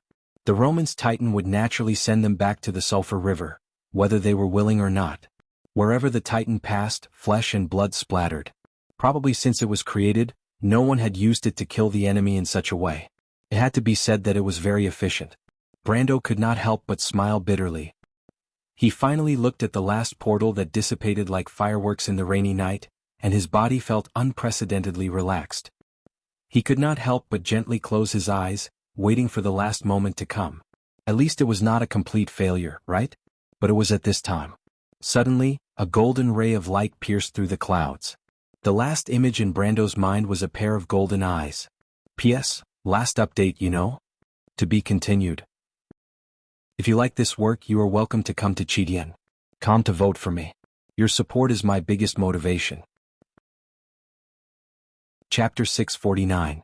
Fort Bunyuo was like a guard standing alone on a lonely land, with lightning falling from the clouds outlining its edge. The veteran looked down at the approaching end of the battlefield, and in all directions, the human army retreated from the plains like a tide. The soldiers who had lost their ability to move could only wait for death in the pile of corpses, and the crimson fireworks in the sky were like the light in their eyes. In his enlarged and narrow field of vision, the sky and the earth were curved. The entire battlefield was a crisscrossed ruin. Broken weapons, armor, tattered flags, and the corpses of the guards were stacked together, forming a strange doomsday-like scene. Even the clouds had turned scarlet, and the lightning was like thorns that coiled around them, occasionally lighting up this world. It presented its most real and terrifying side to the eyes of the human coalition army. From the vicinity of Mideo village to the very edge of the forest, there were fleeing defenders everywhere. Against the gray background, the crowded heads were only the truest portrayal of this moment of defeat on the battlefield, or the last moment of despair. The female knight stood behind a parapet, observing the situation outside through the gap in the battlements. The demon's attack seemed to be launched from the horizon. The red fireball flew across the battlefield with a long tail of flame, illuminating the ugly creatures on the battlefield and illuminating her eyes at the same time. She laid her hand on the dark wall, which was covered with cracks and blood spreading in the ripples of the water. The corpses of the Royal Knight Academy students were neatly placed in a row, as if to maintain their greatest dignity, but in any case, only a lifeless shell was left. No one had ever experienced such a terrible war. The people on the battlefield, whether they were the sons of farmers, the sons of craftsmen, the descendants of nobles, or the extraordinary knight and missionaries, completed their equality in the face of death for the first time. There was no difference. Freya even heard someone sobbing in a low voice. It was the civilians hiding in the basement under the castle, including women and children. All the men who could fight had picked up their weapons. But unfortunately, determination could not change the situation of the war, and anyone could smell the scent of failure in the cold air. The building was about to collapse. The female knight clenched her fists so hard that her metal gauntlets were deformed. There was only one name in her heart, and she firmly believed that he would be able to lead everyone out of this hopeless situation. Back then, when they were escaping from Fortress Reeden, the refugees had also lost hope, but he had still promised them a miracle. At that time, Brando was so confident that everyone was convinced, including her. "Can't you hold on a little longer?" "But, Your Highness and the others are still ahead, aren't they?" Bessie's voice came from behind him. She cried out in grief and indignation. The Wangli Knight Regiment had paid a heavy price. Every one of them who was buried here was a familiar face from the past. They could accept the sacrifice, but they could not accept that all their previous efforts were meaningless. Compared to that, they would rather die here, to avoid tasting this suffocating despair. The princess was dead, and Erwin was on the verge of destruction. Everyone felt the sense of despair and helplessness in their hearts, as if their hopes and ideals had just been established, and they had to face the reality of being shattered. It was a feeling of disillusionment. The tears on Bessie's face were proof of this. She almost shouted to her commander, Maynard, as if to wake the female knight up. Her Highness was still in front, didn't she notice? The female knight's face was pale, and she turned her face away as if she had been stabbed. Beside her stood the commander of the White Lion Legion, Marquis Balta, who was covered in blood as if he had just returned from hell.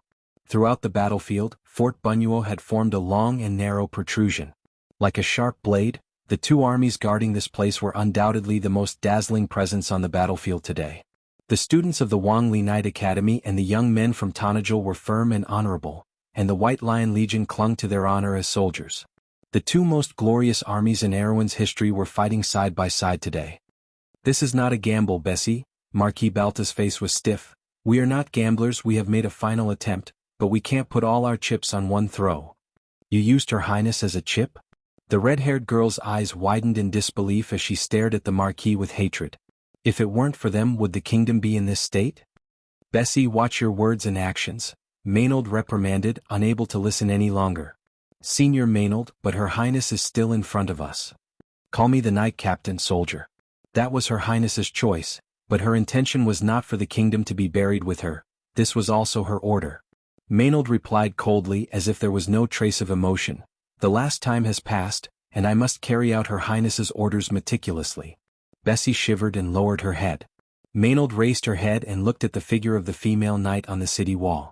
In her impression, the future Valkyrie of Erwin was gentle and even a little timid, no different from a girl from the countryside. But today she suddenly found that she could not see through her. "Freya? We still have a chance, Sir Knight Captain. If we counterattack Mideo village and cut off the demon's retreat, then maybe we can still buy some time, can't we?"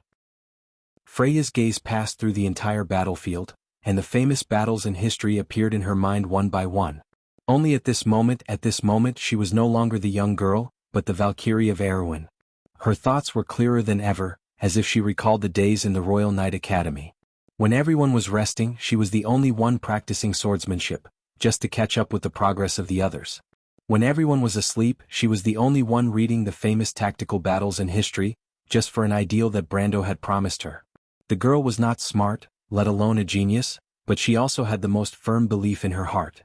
Just for Butchie, for the land she loved so much, she was willing to give up everything. Such an ideal was so simple, but it could not be blasphemed. She turned back to look at Maynard as if she wanted to get some hope from her senior's eyes. The protruding Fort Bunuo was like a sharp blade, the terrain was steep and the wind and rain were swaying, as if everything here could be destroyed at any time. But the same was true for the demons who had not been attacked for a long time. The protrusions were often only relative, and they formed a blade-like extended battlefield in the immediate vicinity of Fort Bunuo. This was where their only chance lay. When everyone thought that the situation was hopeless, the girls stubbornly found this point. It was theoretically feasible, but the possibility of actual success was slim. It was a clumsy approach and everyone understood that. But Maynard knew. Regardless of whether the plan succeeded or not, it could at least persuade Wood and the nobles in the north to delay their retreat. It was like the difference between having failed and still having a chance. It was meaningless in itself, but it had another meaning for the drowning. She and the Marquis looked at each other, and each saw the other's intentions in the other's eyes. It was a bold plan, especially against the enemy, but it was better to say that it was against their own people. Both of them were silent and looked at Freya seriously. "Do you know what you're talking about, Freya?" Maynard asked calmly. Freya nodded. Maynard looked at her strangely, as if trying to find out what gave her such confidence and made her mature so quickly. War was often a gamble, and the more stubborn a person was, the more they could hold on to victory, and now the girl had such potential. "You understand what the consequences are. If the coalition army is completely wiped out here, what will be waiting for this kingdom? Do you really understand the consequences of doing so?" Marquis Balta also stared at Freya. The girl from Bucci was slightly stunned, as if she was in a trance. But in the end she nodded firmly. Maynard sighed. She glanced at Beth beside her. The red-haired girl listened to the conversation between the three of them inexplicably, but a smile finally appeared on the black-haired female knight's face. "I understand. I approve the plan. Whether the plan succeeds or fails, I will be fully responsible for it." Freya let out a soft "ah," and she stared at the cold Maynard. Her aura, which had just become a little wise, suddenly collapsed, and she became the silly girl from Bucci again. "Didn't you hear? Why don't you hurry up and prepare?" Maynard frowned and asked impatiently. "Kiki, but..." Freya felt that she must have misheard and asked in disbelief. "Do you want to be responsible for this?" Maynard could not help but feel a little funny. "Soldier, you don't have that power. Who do you think you are?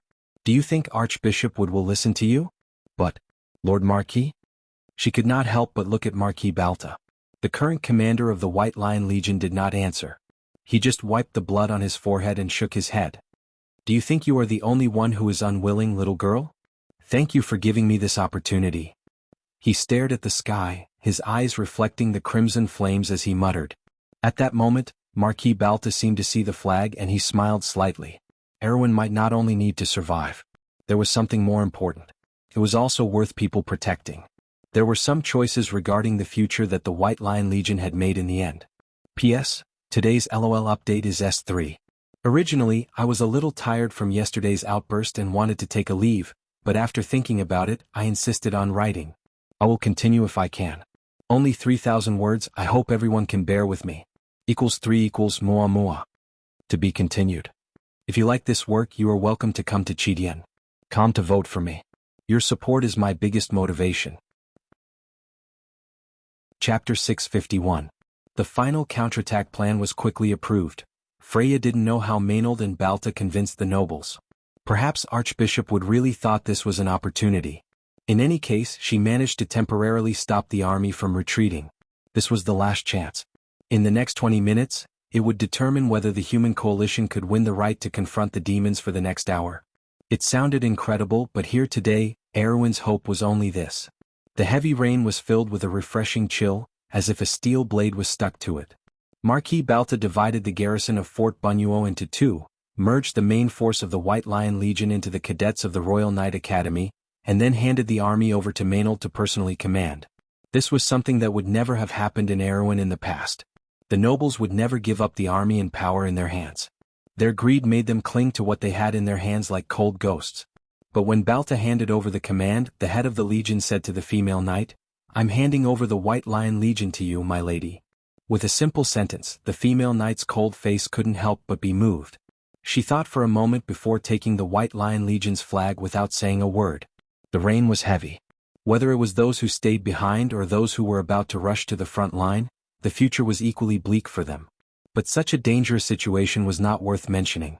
The command sounded long and loud, and the city gates slowly opened. The battlefield of blood and fire seemed particularly real and close in Freya's eyes at that moment. The bright flames across the night seemed to draw the battlefield closer. The tremors caused by the explosions swept across the entire area from time to time. She saw the city gate creaking and shaking with her own eyes. Senior Maynard was riding a warhorse not far in front of her, only a step ahead of her. There were a few familiar faces in the team on the side. Owen, Beth, and the future Erwin's three aces, Carlo and Enrique. The older Carglass was leading his White Lion Legion. The gray troops filed out, and the demons soon discovered the movements of the humans. An army of hellhounds appeared on the battlefield. But Freya looked into the distance, and there were traces of brute devils in the sky again. The demons seemed to be coming for Fort Bunyuo. Just as they had expected, they wanted to take advantage of the opportunity when the humans were dividing their forces to attack the extension point on the battlefield. Everyone held their breaths. Maynard stopped the horses for the last time before ordering the army to depart. The cold female knight took one last look at Fort Bunyuo. A flag on the low walls of the Fort Bunyuo stood out in the heavy rain. Erwin's new moon seemed to have just risen. Her usually indifferent expression couldn't help but soften. "Senior sister?" Freya noticed the female knight's abnormal behavior. Maynard glanced at her and didn't correct her. "Freya, someone is demonstrating to us. Get someone to raise the flag of the White Lion and I'll show him." 700 years ago, the White Lion Legion defeated the last army of the Cruise people here with the help of the Mountain people. Today, 700 years later, we can do the same. Maynard replied coldly. When Marquis Balta saw the familiar flag fluttering in the rain, even though he had been in the army for nearly 50 years, his eyes couldn't help but heat up. He suddenly remembered the first time under this flag, when the old Legion commander personally taught him the glory of the White Lion. The glory of the past was so dim at this moment, but it still shone slightly. It was like a spark bursting from the residual heat under the ashes. The Marquis stood in the rain and thought a lot at that moment. The first time he put on the armor of the White Lion, the first night duel, the first time he rode on a horse, the first time he breathed in the cold air of the battlefield into his lungs, and the various conspiracies and struggles that followed. But every subsequent victory couldn't compare to the pure pleasure of defeating the enemy on the battlefield for the first time. For the first time in nearly 2 centuries, the White Lion Legion was not proud of victory, but of protecting something, as if returning to its original purpose. He smelled the slight smell of blood mixed with the smell of earth in the wind on the battlefield in front of Bunyuo, as if he had returned to the magnificent battlefield, facing the army of the Holy Cathedral of Wind. At that time, the Sword Saint was still there, Lider was still in command of the White Lion Legion, and he was just a little knight. But everything had changed. Whether it was the flag fluttering on the battlefield, the coat of arms of the knight, or the faces around him, everything had become different. "Legion Commander, the demons have begun to attack." "You don't have to report this to me, I can see it," Balta replied. The demons on the field were like a red tide, and as far as the eye could see, they were densely packed with those ugly creatures. After the last attack, Fort Bunyuo had a few minutes of respite, but now the demons had discovered the humans' intentions and were ready to take this opportunity to pull out the spike that had pierced their throats in one fell swoop. After the division, the strength of Fort Bunyuo had become even weaker. But the soldiers who were chosen to stay behind had no complaints. Most of them were the older and more experienced group of the White Lion Legion. These people gathered on the city wall with a generous heart, and their silver-gray armor formed a thin human wall. Troglodyte slave soldiers detected, expected to enter range in 1 minute. "Pay attention to the brute demons in the air, lift the rainproof cloth on the ballista. The city wall is in position, block the gap." The commands were passed down one by one, and the messengers roared at the top of their lungs, as if they were using all their strength to shout out the last trace of courage. A wave of arrows swept over Freya's head, and she and everyone around her couldn't help but shrink their necks. There was a road for carriage traffic near Fort Bunyuo leading to Mideo, but that road had long been blown up by the demon spells, and the soldiers had to move along the riverbed of a stream. After crossing the bottom of a stone bridge, the walls of Mideo village appeared in sight. Behind them, traces of cave lizard archers could be seen. It was an underground creature that looked a bit like the lizard men on the surface. However, they had brownish-yellow skin and pale eyes, and were more adapted to fighting in the dark. But there were more imps, and Freya could see their disgusting crimson skin at this distance. "Knight Captain, there's a group of hellhounds behind us," someone shouted in the wind and rain. "Don't worry about them, tell me, is the flag still there?" Someone looked back in the direction of Fort Bunyuo. "Knight Captain, the flag is still there." "That's good, let's move on." Another wave of arrows rained down, and the row of White Lion Legion soldiers in front fell to the ground. Then 3 ballistae whistled through the crowd, one of which flew past Freya and hit Bess behind her. The straightforward girl screamed as she was dragged out of the horse and disappeared into the darkness in a flash. "Bess!" Freya let out a miserable cry. But Maynard shouted coldly, "Don't worry about her, any of us could die here. Keep moving forward with the will of the dead, everyone, don't look back." The White Lion Legion's flag was passing through the battlefield. Marquis Balta was covered in blood as he watched the sacred white lion become smaller and smaller in the rainy night. An old man in the White Lion Legion once told him that the white lion had a soul. Back then, it had promised King Eric to turn into a heroic spirit to protect the White Lion Legion. Therefore, the soul of the Legion was entrusted to this lion. Of course, this was just a legend. Marquis Balta never believed such a ridiculous rumor, but he had to admit that such a soul did exist in the White Lion Legion. But it was not entrusted to the lion, but to everyone in the Legion. The cavemen had been repelled, leaving corpses between the broken walls. They were originally cannon fodder, but it was a pity that many of the White Lion Legion would forever be buried in this wave of attack. The soldiers on the city wall watched as the cavemen flooded the ruins like a receding tide, but many huge figures appeared behind them. Hellhounds and brute devils appeared on the battlefield. The second wave of attack came in the blink of an eye.